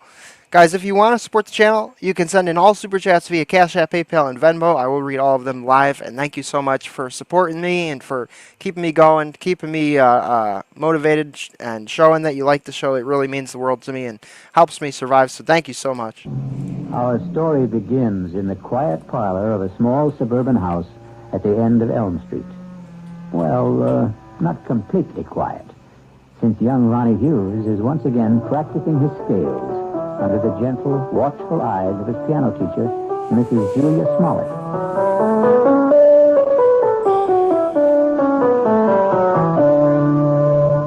Well, that was very good, Ronnie. It was much better than last time. I still wish we could skip this scale stuff, Mrs. Smollett. I mean, I'm not saying that I'm ready to play concertos yet, but just the same... Why does it bother you so much, Ronnie? Well, playing scales makes me feel like a little kid, I guess. Oh, that's silly. All the finest pianists had to learn their scales before they could play any composition. I guess it's It makes you look and sound like a little kid, too, you little dweeb. my fault for starting to learn to play so late in life. Ronnie, 19 years old isn't very late in life. I'm 20, Mrs. Smollett. Are you already? Oh, no. Now, don't tell me I'm 57, Mrs. Smollett. you've been coming here a full year. No, just about 4 months. But my birthday was last week. It was on Thursday. You weren't well last Thursday. Oh, yes, that's right. You still don't look well. Listen, why don't we see how well you know the chromatics? Your cheek, it's swollen. It's still swollen. Does it hurt? No, it doesn't hurt at all. It was silly of me to stumble and fall that way. I know that your husband hit you, Mrs. Smollett. Now, that's a very silly thing to say. You can't tell me it isn't the truth. I remember the first time he did it. At least the first time I knew anything about it. Now, I'm going to have to put a stop to this. Yes, I wish you would. I wish you'd call the police or something the next time it happens. Now, listen to me, young man. You've been listening to a lot of foolish town gossip. Then tell me it isn't true. What I'm telling you is that it isn't any of your business. Yeah, I guess that's right. It's none of my business. I should never open my big mouth. I'll just keep it shut from now on. Ronnie. Yeah? All right. That's a good idea, My Ronnie. husband and I had a quarrel. He was drunk, wasn't he? George is in a very difficult occupation.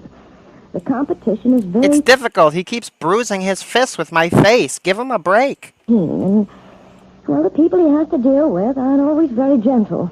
I don't know anything about the trucking business, Mrs. Smollett. I just hate the idea of anybody hurting you. That's all. I just can't understand why he'd do such a thing. What did you do to him?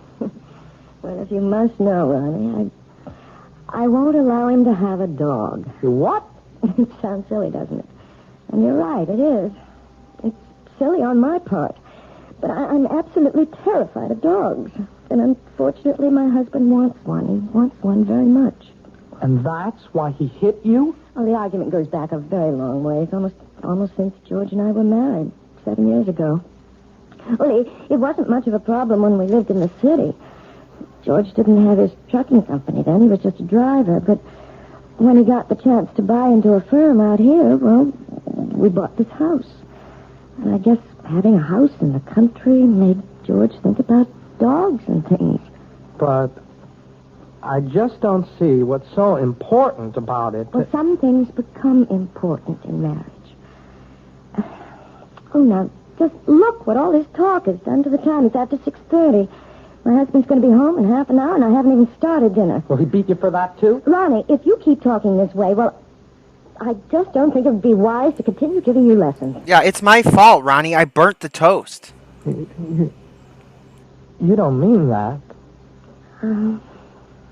I'll see you on Thursday, Ronnie. Yeah. Sure. Bye, Mrs. Smollett. Goodbye, Ronnie. And happy birthday, Ronnie.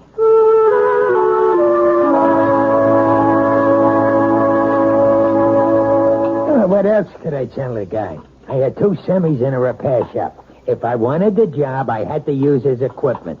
Well, fine. Only nobody was going to hook me for a $500 premium. Hey, are you listening, Julia? Yes. Yes, I'm listening, George. What's the matter with you tonight? I'm a little tired, I suppose. Tired? You? From what? Lifting the piano cover? Nah, you make me sick, you know that? You weren't listening to a word I said. You don't care about what happens in my business. You never cared. But I never understood much about it. You always talk to me as if I'm one of your associates. I know what's eating on you. Think I don't know? You're sitting there like the last judgment. You're sitting there blaming me for taking that swipe at you last week. No, you're wrong. Look at yourself. You didn't even bother putting makeup on that cheek of yours. Makeup. Damn! Cover the swelling. Yeah. You want to remind me how much you suffer. Well, I got a hot flash for you, kid. The one who suffers around this house is me. I could enjoy this house plenty. I could have a great time if you weren't so sick in the head. You're talking about the dog again. Holy mackerel, dude. Trigger warning. You think I forgot? But surely it can't mean that much to you. I've had dogs ever since I was 6 years old. You never talked about it when we were living in the city. That was different. Who put a dog in that air-conditioned chicken coop? But now we've got a house. A real, honest-to-God house, Julia. A house needs a dog. Oh, George. You know I feel terrible about saying no, but I can't... I mean, I hate to agree with the piece of garbage wife beater, but I mean, you know, let the dog come in the house, okay? Myself. Don't make me side with the woman in beater, there. Julia. Phobia, I guess, but dogs terrify me. Even small dogs, tiny, harmless little dogs. I go to pieces when one comes near me. It's all in your mind. Yes, but isn't that enough? No, not for me it isn't. Can't you understand? Come on, Julia, you know I never consider your feelings. It's like a sickness, like a disease. Okay, so if it's like a disease, how come you never got cured? How come you never saw a doctor about it? A doctor? Yeah, that's right. You're telling me you're sick? We'll just find out. Well, where are you going? Go to a shrink. Get your weird dog phobia fixed up so I can have a pup. I'm going to get you an appointment, a doctor's appointment. I'm calling Dr. McCann right now. At this hour? I'll call him at home and make an appointment for tomorrow. We're going to settle this thing once and for all. We're going to get you institutionalized so I can bring a dog into the house.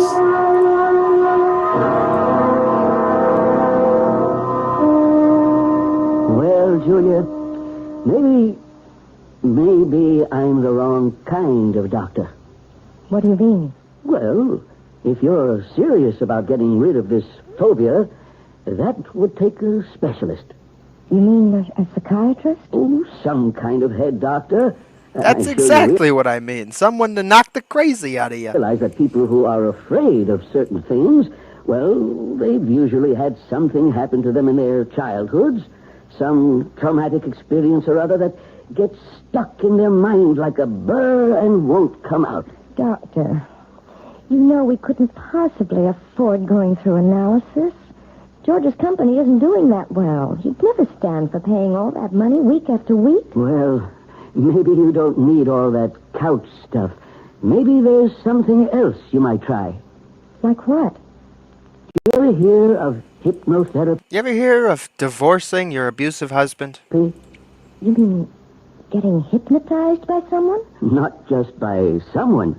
I mean someone who can put you under and maybe help cure you of this thing.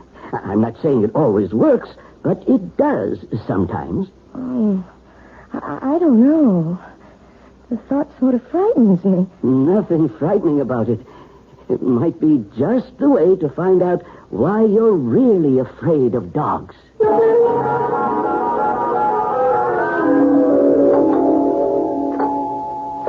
1 minute. What'd you do? Forget your key? Yes, George. That's right, Alexandria. You were a shrink yourself, weren't you? Sorry. Why you been so late? It's almost 7:15. I went to a movie after I saw Dr. McCann. I was just so nervous. I had to get out of myself, so I went to this movie, and it lasted longer than I thought it would. Oh, that's great. Just great. Now what happens to my dinner, huh? Dinner's all ready. All I have to do is heat it. That's a fine thing. I come home early to surprise you. You're not even here. I'm sorry, George. Do you think you should have more to drink now? I don't want to know what kind of surprises he plans. I mean, it won't take me more than 10 minutes to get dinner on the table. Never mind how much I drink. Besides, I'm in no hurry for dinner. I want to know what the doctor said. Well, it's just as I told you, George. There's nothing Dr. McCann can do for me. It's not something that can be cured with a pill. There's gotta be some way. Well, he suggested that maybe a different kind of doctor, a hypnotherapist. A what? Someone who hypnotizes you, who tries to make you go back into your past. It sounds like a lot of junk to me. Well, it might do some good. I really don't know. I'll tell you what would do some good. A little direct action. That's what you need. What are you talking about, George? The only way to learn how to swim is to jump in the water, right? Well, that's what you need, Julia. I simply can't make you understand. I'll tell you what you need. You need a little mutual aid. Maybe You need a little monkey wrenching. I can make you understand. Forget it. You want to get that dinner ready? I'm hungry. Yes, I'm going now. Look, why don't you change first? Change? Yeah, your clothes. Get more comfortable. Well, yes, I think I'd like to do that, George. I won't be long.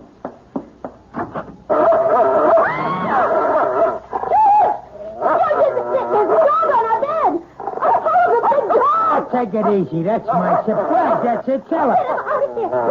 Please, George, take him away. It's only a dog, for Pete's sake. He's not going to hurt you.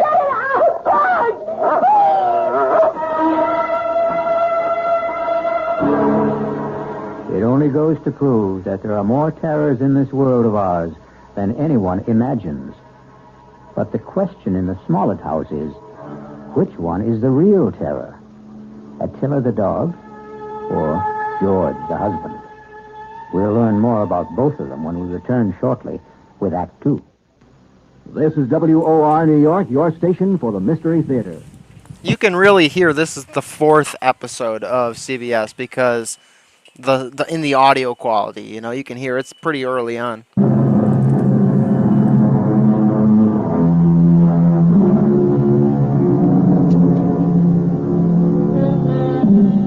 Now let's return to the plight of Mrs. Julia Smollett, the woman whose nightmares take the shape of a barking dog.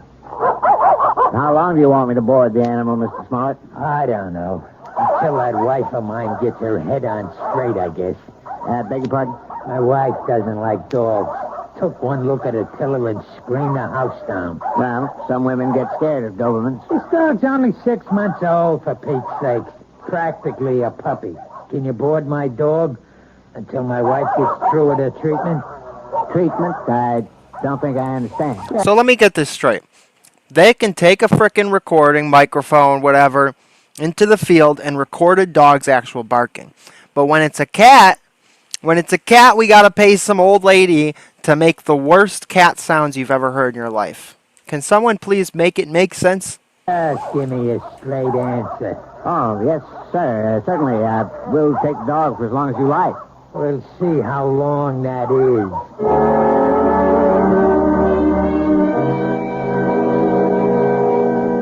Please sit down, Mrs. Smollett. Thank you. Right here, Mr. Smollett. Yeah, thanks. You both seem a little nervous. I'm sorry, Dr. Froelich, but I suppose I am. I know. Dr. McCann explained to me. He said that hypnotherapy was an accepted kind of treatment. For some cases, yes. Not all of them. All I want to know is, will it work? Well, frankly, I don't know much about your wife or her problem. I'm not going to say I can help her get over this particular... Frankly, I'm just winging it. ...phobia until I do. Please. I don't actually have a degree. I don't even own this office. The guy who works here left, and I just sort of came in. Let me tell the doctor about it. I can tell him in one sentence. My wife's afraid of dogs. All dogs. Big ones, little ones. Falls apart when she just looks at one. No, that isn't true. I don't fall apart, as my husband said, unless I'm close to them. Animal phobias are one of the most common types I deal with, Mrs. Smollett, and I might say that I have a great deal of success with them. But how do you do it? He's more than annoying. He beats the hell out of his wife. I use a technique called hyper... This guy's a little, he's a little frustrating. He rubs me the wrong way. Amnesia. Actually, He's just beating her senseless. He's like, something don't seem right about this guy. Of amnesia. After placing the subject in a trance state and making her completely willing to free herself from critical judgments about her past... Hey, wait a minute. I'm not following you. What we do is get the subject to remember long-forgotten, very, very deeply repressed experiences.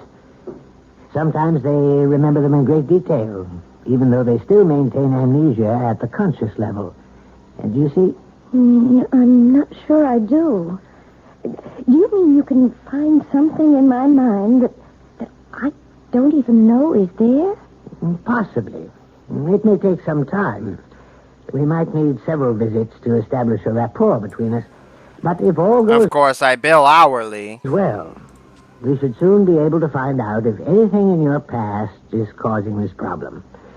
And, of course, that something will most likely concern a dog.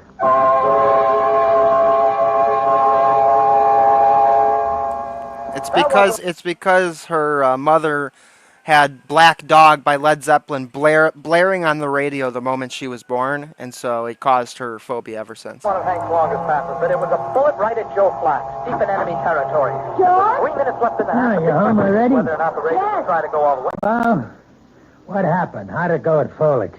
It was all very strange. Well, come on, let's hear it. Did he get you hypnotized or didn't he? Look, I just want to hang my coat up. Look, I'm missing a big game just because I want to hear. You might as well turn it on again, George, because all that Dr. Froelich did was what he... Welcome back, Marilyn. You missed a good story if you weren't here for the short story in the beginning. You might want to go back and listen. I'm pretty proud of myself the way that one was read. Called the first stages. What does that mean? I mean, well, he put me under all right. There wasn't any problem about that. Yeah, I figured that. Tell me what he said about the dog. He didn't say anything, George. Oh, what do you mean? Just that. He didn't start talking about my problem. That's going to have to wait until I'm more receptive. What's he trying to do? Keep stringing you along until he bleeds me dry? Those visits cost $50 each, you know that? Yeah, pretty much. I mean, that's sort of the racket. No, it's expensive, but you're the one who insisted that I go. $50 a week plus kennel charges. Couple of months of that, and I'll be hocking half of my trucks. Look, you tell that guy to get down to business. It's only my second visit, George. Well, we better start seeing some results on number 3, understand? I'm not waiting any longer. There doesn't have to be a number 3. As far as I'm concerned, we can stop right now. What are you talking about? George, I don't want to do this thing. I hate being put under... I hate anybody poking around in my subconscious. I'm pretty sure this is like present day, so this is episode 4, so that would make this 1974. That isn't even important. important to me. You mean you want to be sick? I think I'll lie down for a while. Don't you walk out on me. I'm sure you'd rather watch a football game. Oh, tell me what to do. I know. You think I'm Mr. Lowbrow. But let me tell you something, kid. You're no fairy princess anymore. Maybe that's what you used to think you were back in the old days. But the only fairy around this house is that piano student of yours. I don't like to talk. The only fairy around this house is me. Wait a minute. Forget I said that. When you're like this. That's what you always say when I'm drinking. Well, I'm not drinking now. And you better listen to what I'm saying. Oh, please, George, don't touch me. Yeah, I knew that was coming next. Don't touch. That's your favorite phrase, night and day. Don't touch, George. You're hurting me. That's the only thing you understand. The only touch that means a thing to you. Let go of me. Stop being such an animal. I'll show you what animals do. No, George, please. Don't. I'll show you what kind of an animal I am. I'll show you. No, George, please don't. Please. Wait. I know what animal he is. Is it a jackass? Oh.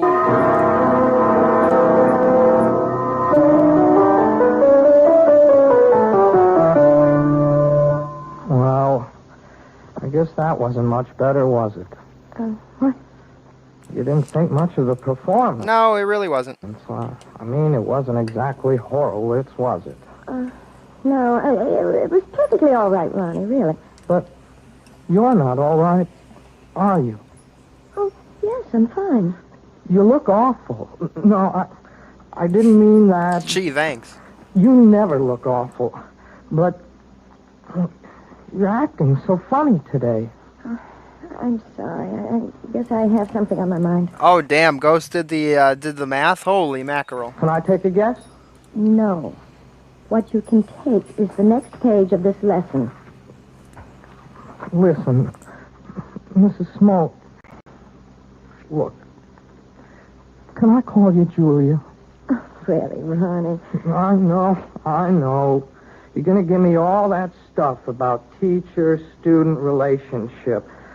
Only I'm sick of calling you Mrs. Smollett. Bro, you're 20 years old. How old is this lady? She's got to be at least 40. I hate it. I hate it because it's his name. Ronnie. No. You're the most important thing in my whole life. Please, Ronnie. I don't want you to say things like that. They're not true, and they're just making it impossible for me to teach you. Yeah, Ronnie, you're being so cringe. Could you stop being so cringe, Ronnie? You know how I feel about you. I'm sure you do. You're just too smart not to have seen it. I know that you're 20 years old. Is that why you don't want me to talk about it?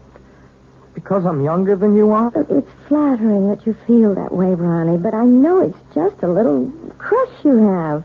Boys go through that sort of thing all the time. Boys? Crush? Look, you're treating me like a kid. If you ask me, that's why you keep me on those damn scale exercises all the time, so you won't have to think that I'm any more of a man than those 10-year-old kids that you teach all the time. No, Ronnie. I know you're a man. Of course I do. Well, big, strong man. If you man. think that, treat me like one. Okay, Ronnie. Kill my husband for me. Once, please. Please. Let me kiss you, Julia. Just once. Ronnie. Please, Julia. What is it? What's the matter? I've got a big bruise. It's nothing. I just bruised my neck a little, and when you touched it... Your neck? Yes, it's nothing. Is that why you're wearing the scarf today? Let me see. No, Ronnie, don't. Oh, my God. It was just an accident. Nothing but an accident. You're all bruised. Your whole neck. Look at it. I can see more bruises. Down the shoulder. What did he do to you? Please don't talk about it. I can't bear to talk about it. You don't have to. Julia, you don't have to. But he's going to talk about it. With me.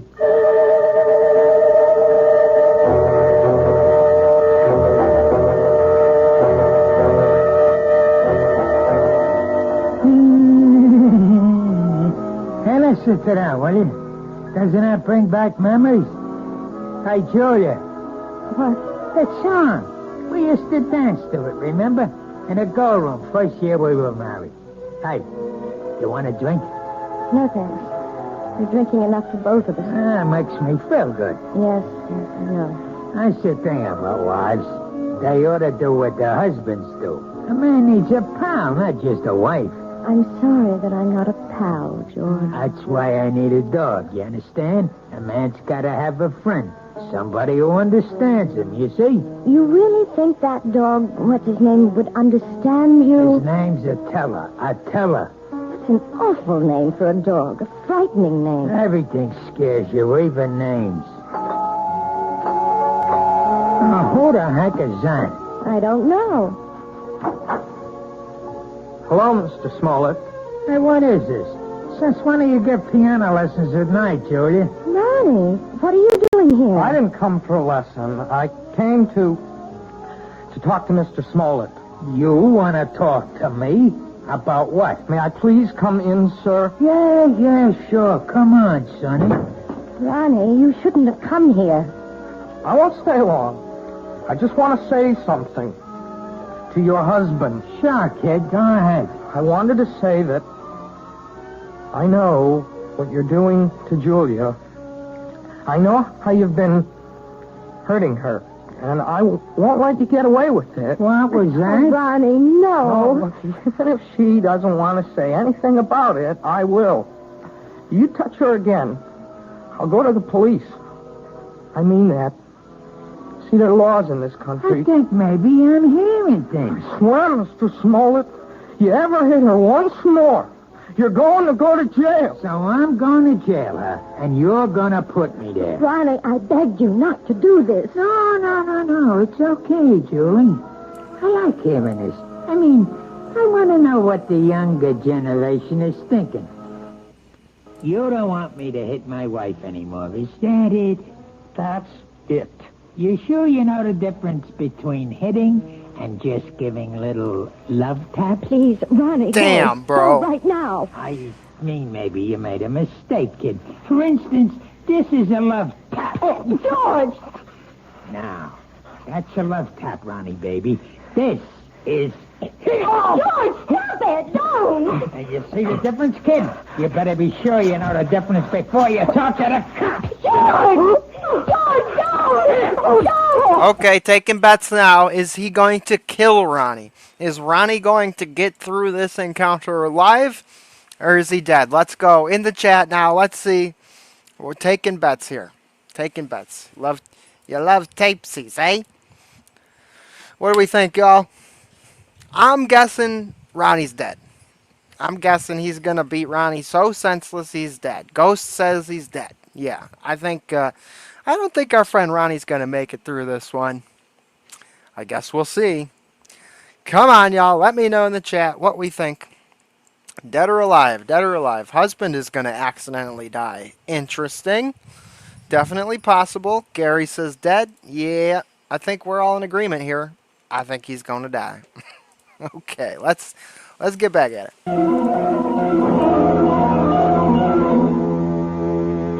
Yes, it's sad to realize that all men who love dogs aren't necessarily lovable themselves. But obviously George Smollett is a man who believes that brute force trains people as well as animals. He may be right in some respects, but perhaps he should be aware of the old saying that every dog has his day. I'll be back shortly. I see what you did there. With Act 3. I see what you did there, E.G. Marshall.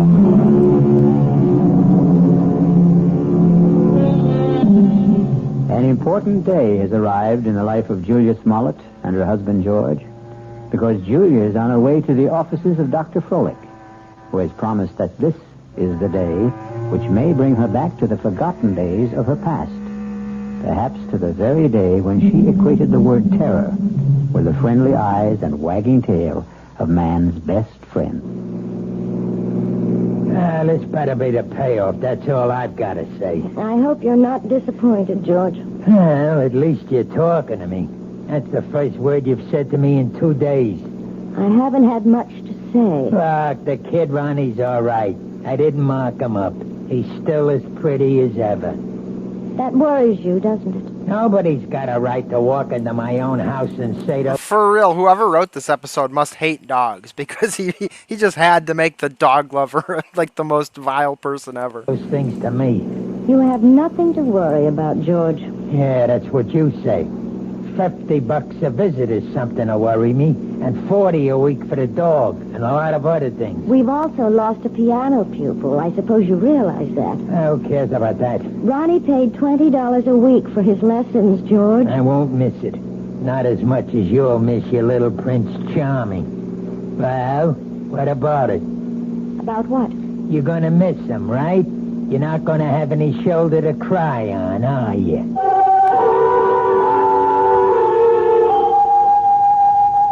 I think I'd better explain exactly what I plan, Mrs. Smollett. We're going to try something called age regression. Age regression? It sounds as if you're going to make me younger. That's almost exactly what we'll try to do. Well, if you can, Doctor, you'll have every woman in America on your doorstep. All I'm going to do is attempt to take your mind back into your own past. I'm going to see if you can relive some of your earlier years. All I'm gonna do is I'm gonna take your wallet, I mean your mind. That I might actually remember things from my early childhood? I'm hoping that you'll recall one particular thing. The thing which you've been concealing from your adult self for a very long time. It's rather frightening, isn't it? No, you mustn't fear knowledge, especially self-knowledge. Now, we'll just draw the window shade and we'll get started.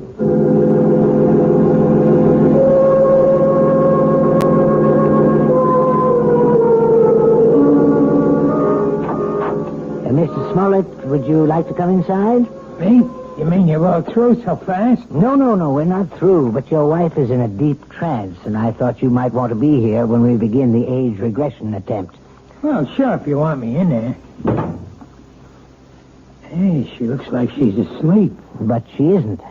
Hypnosis only resembles the sleep state, but it's not.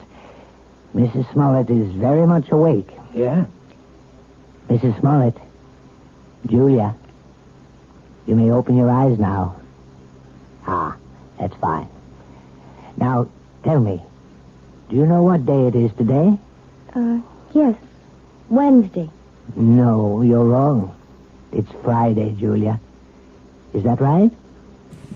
You're so stupid, Julia. Friday. No, Stupid Julia. girl. It isn't Friday either. Do you know what day it is now? No. I don't know what day it is.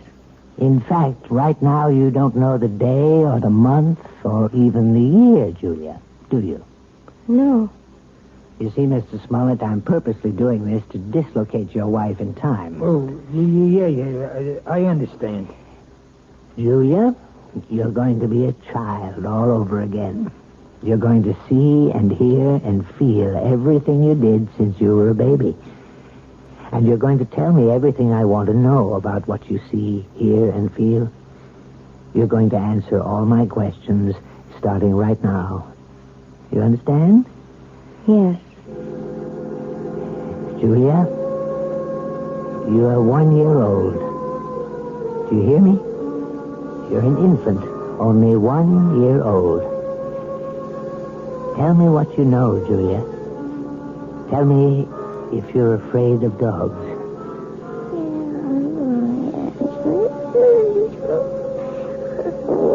Oh, my God. You sound like a happy baby to me, Julia. I don't think you had any fear of animals when you were a little baby. Did you? Now you're 2 years old, Julia. You can probably say a few words now. Are you afraid of dogs? No. And now you're 3, Julia. You're growing up very quickly. Now you're a big 3-year-old girl. And are you afraid of dogs now, Julia? No. I'm not afraid of Bow Wow. You're 4 years old now, Julia. Tell me if you're afraid of dogs now. It's all right to shake your head as long as you tell me, Julia. Now you're 5 years old. What? Still not afraid of dogs? No, I'm not afraid. I'm not afraid. Now you're 6, Julia. 6. This can go on forever. Please, Mr. Smollett. Not afraid at 6, Julia? Then let's be 7 years old. You're 7 years old. Still not afraid, are you? Now, what about 8? You're an 8-year-old girl now. Topper. Topper. What was that? Topper. Poor Topper. What's she saying? Julia, who is Topper? Is Topper a dog? Topper's my dog. Where is Topper now, Julia? Topper's dead. They put Topper away. They killed him, and it's all my fault. It's all my fault. What's your fault? What did you do, Julia? No. It's his fault. It's Bobby's fault. Who's he, Julia? Is Bobby a friend of yours? I hate him. He teases me all the time. I'm glad I did it. I'm glad. Only don't kill Topper, please. Please don't kill my dog. Does all this mean something? Yes, it means a great deal, Mr. Smollett. Julia, now please listen. I want you to tell me all about Bobby and Topper. Bobby lives next door. He's 10. He teases me. He pulls my hair. He tore my dress. He put mud in my shoes, and he hit Topper with a rock. Mommy! Mommy! What happened, Julia? Why are you calling your mother? What's happened to Bobby? He's killed him! He killed him! Oh. Damn, yo. She had the dog kill the boy. I warned him. I told him what I would do. I told him. Was it Bobby you warned? Sick him, Topper. Kill him. Kill him. Kill him. Quiet. Damn, bro. Yo, the author really doesn't like dogs. Julia, listen to me. I want you to explain everything to me very clearly. Did you tell your dog to hurt Bobby? Yes. Did he hurt Bobby? Did Topper kill him? No, he hurt Bobby. He didn't kill him. He hurt Bobby in the neck, but they killed Topper. They killed my dog. And it's my fault. It's my fault. Well, I think we found the lost dog.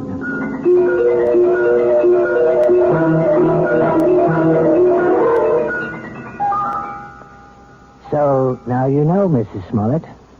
Now you may be able to understand. It was this one incident in your childhood, this one tragedy of your past innocence, which is responsible for your phobia. More than anything, you... Yeah, you know that one little thing when you murdered a 10-year-old boy with your own dog? That little thing. Have a strong feeling of guilt. You blame yourself. Yeah, you blame yourself for telling your dog, sick 'em, boy. For what happened to little Bobby, when in all likelihood you were not in any way at fault. No, Dr. Froelich. You're wrong about that part. It was my fault. I remember it all now. You probably just wished that Topper would turn on the little boy, and you saw your wish become a reality. So you accused yourself of a crime. I didn't wish it. I told Topper what to do. I hated Bobby so much I wanted him to sink his teeth in that little boy's throat. Well, at least you've brought it all into the light, Mrs. Smollett. And something tells me that it won't be long before you'll willingly accept the love and friendship of a dog again. You know, Ghost, I think that's a 5-star guess. I think it's probably going to go there, if I had to guess. I don't know. I've never watched this one before, but I think we're looking pretty safe there with that one.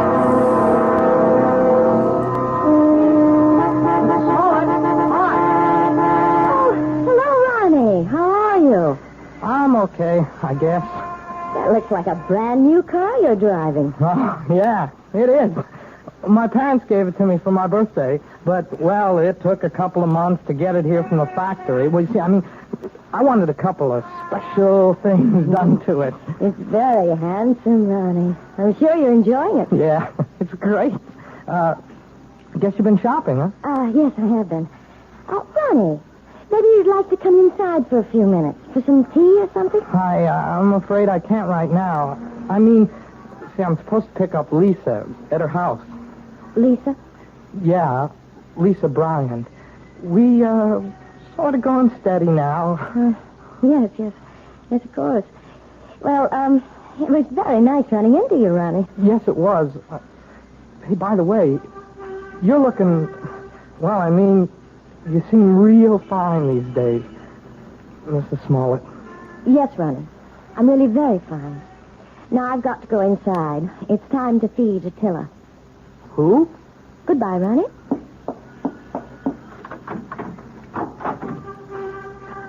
Attila! Where are you? Attila? Here, boy! Oh, where's that animal? Oh, well, I suppose he's playing in the yard or something. Oh, or maybe he's in the bedroom. Or maybe he's standing over the corpse of my dead husband. Attila! No, not in there. Oh, I see George's jacket's back from the cleaners. I hope they haven't taken all the smell out of it. No, they couldn't do that. Nothing will ever take the smell of George out of anything. Now to find that animal. Attila! Where are you? Attila? Are you here? Oh, there you are. Oh, for heaven's sake. Are you still tied up, you poor thing? Oh, well, don't worry. I'll have you out of that in a minute. We can't have you tied up, can we, boy? We can't play our little game if you're tied up. Yes, that's a good dog. Good boy, Attila. Now, let's play our little game. See the jacket, Attila? See? Smell the jacket, boy. Go on, smell it. That's a good boy. Now, stick him, Attila. That's it. Stick him, Attila. Yeah, you knew that was coming. Who said a dog has to be man's best friend? Why not woman's best friend? Especially a woman like Julia, who is just learning how really helpful a dog can be. Or rather, she's remembering how helpful. And one day soon, George Smollett will come home to a very surprising greeting from his own pet. I'll be back shortly. Damn, bro. What the hell?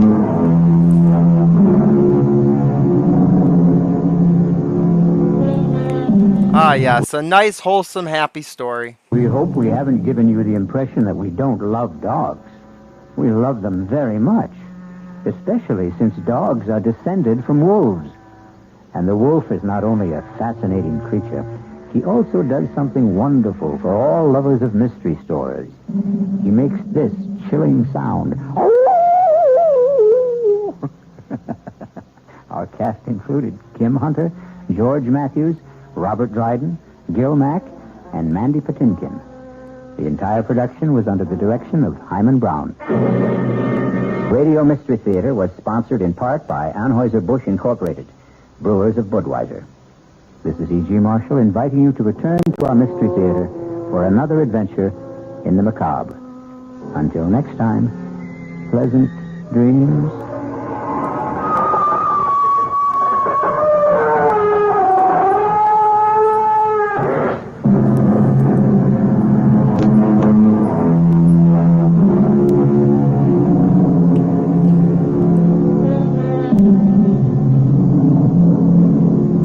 Heck yeah, dude.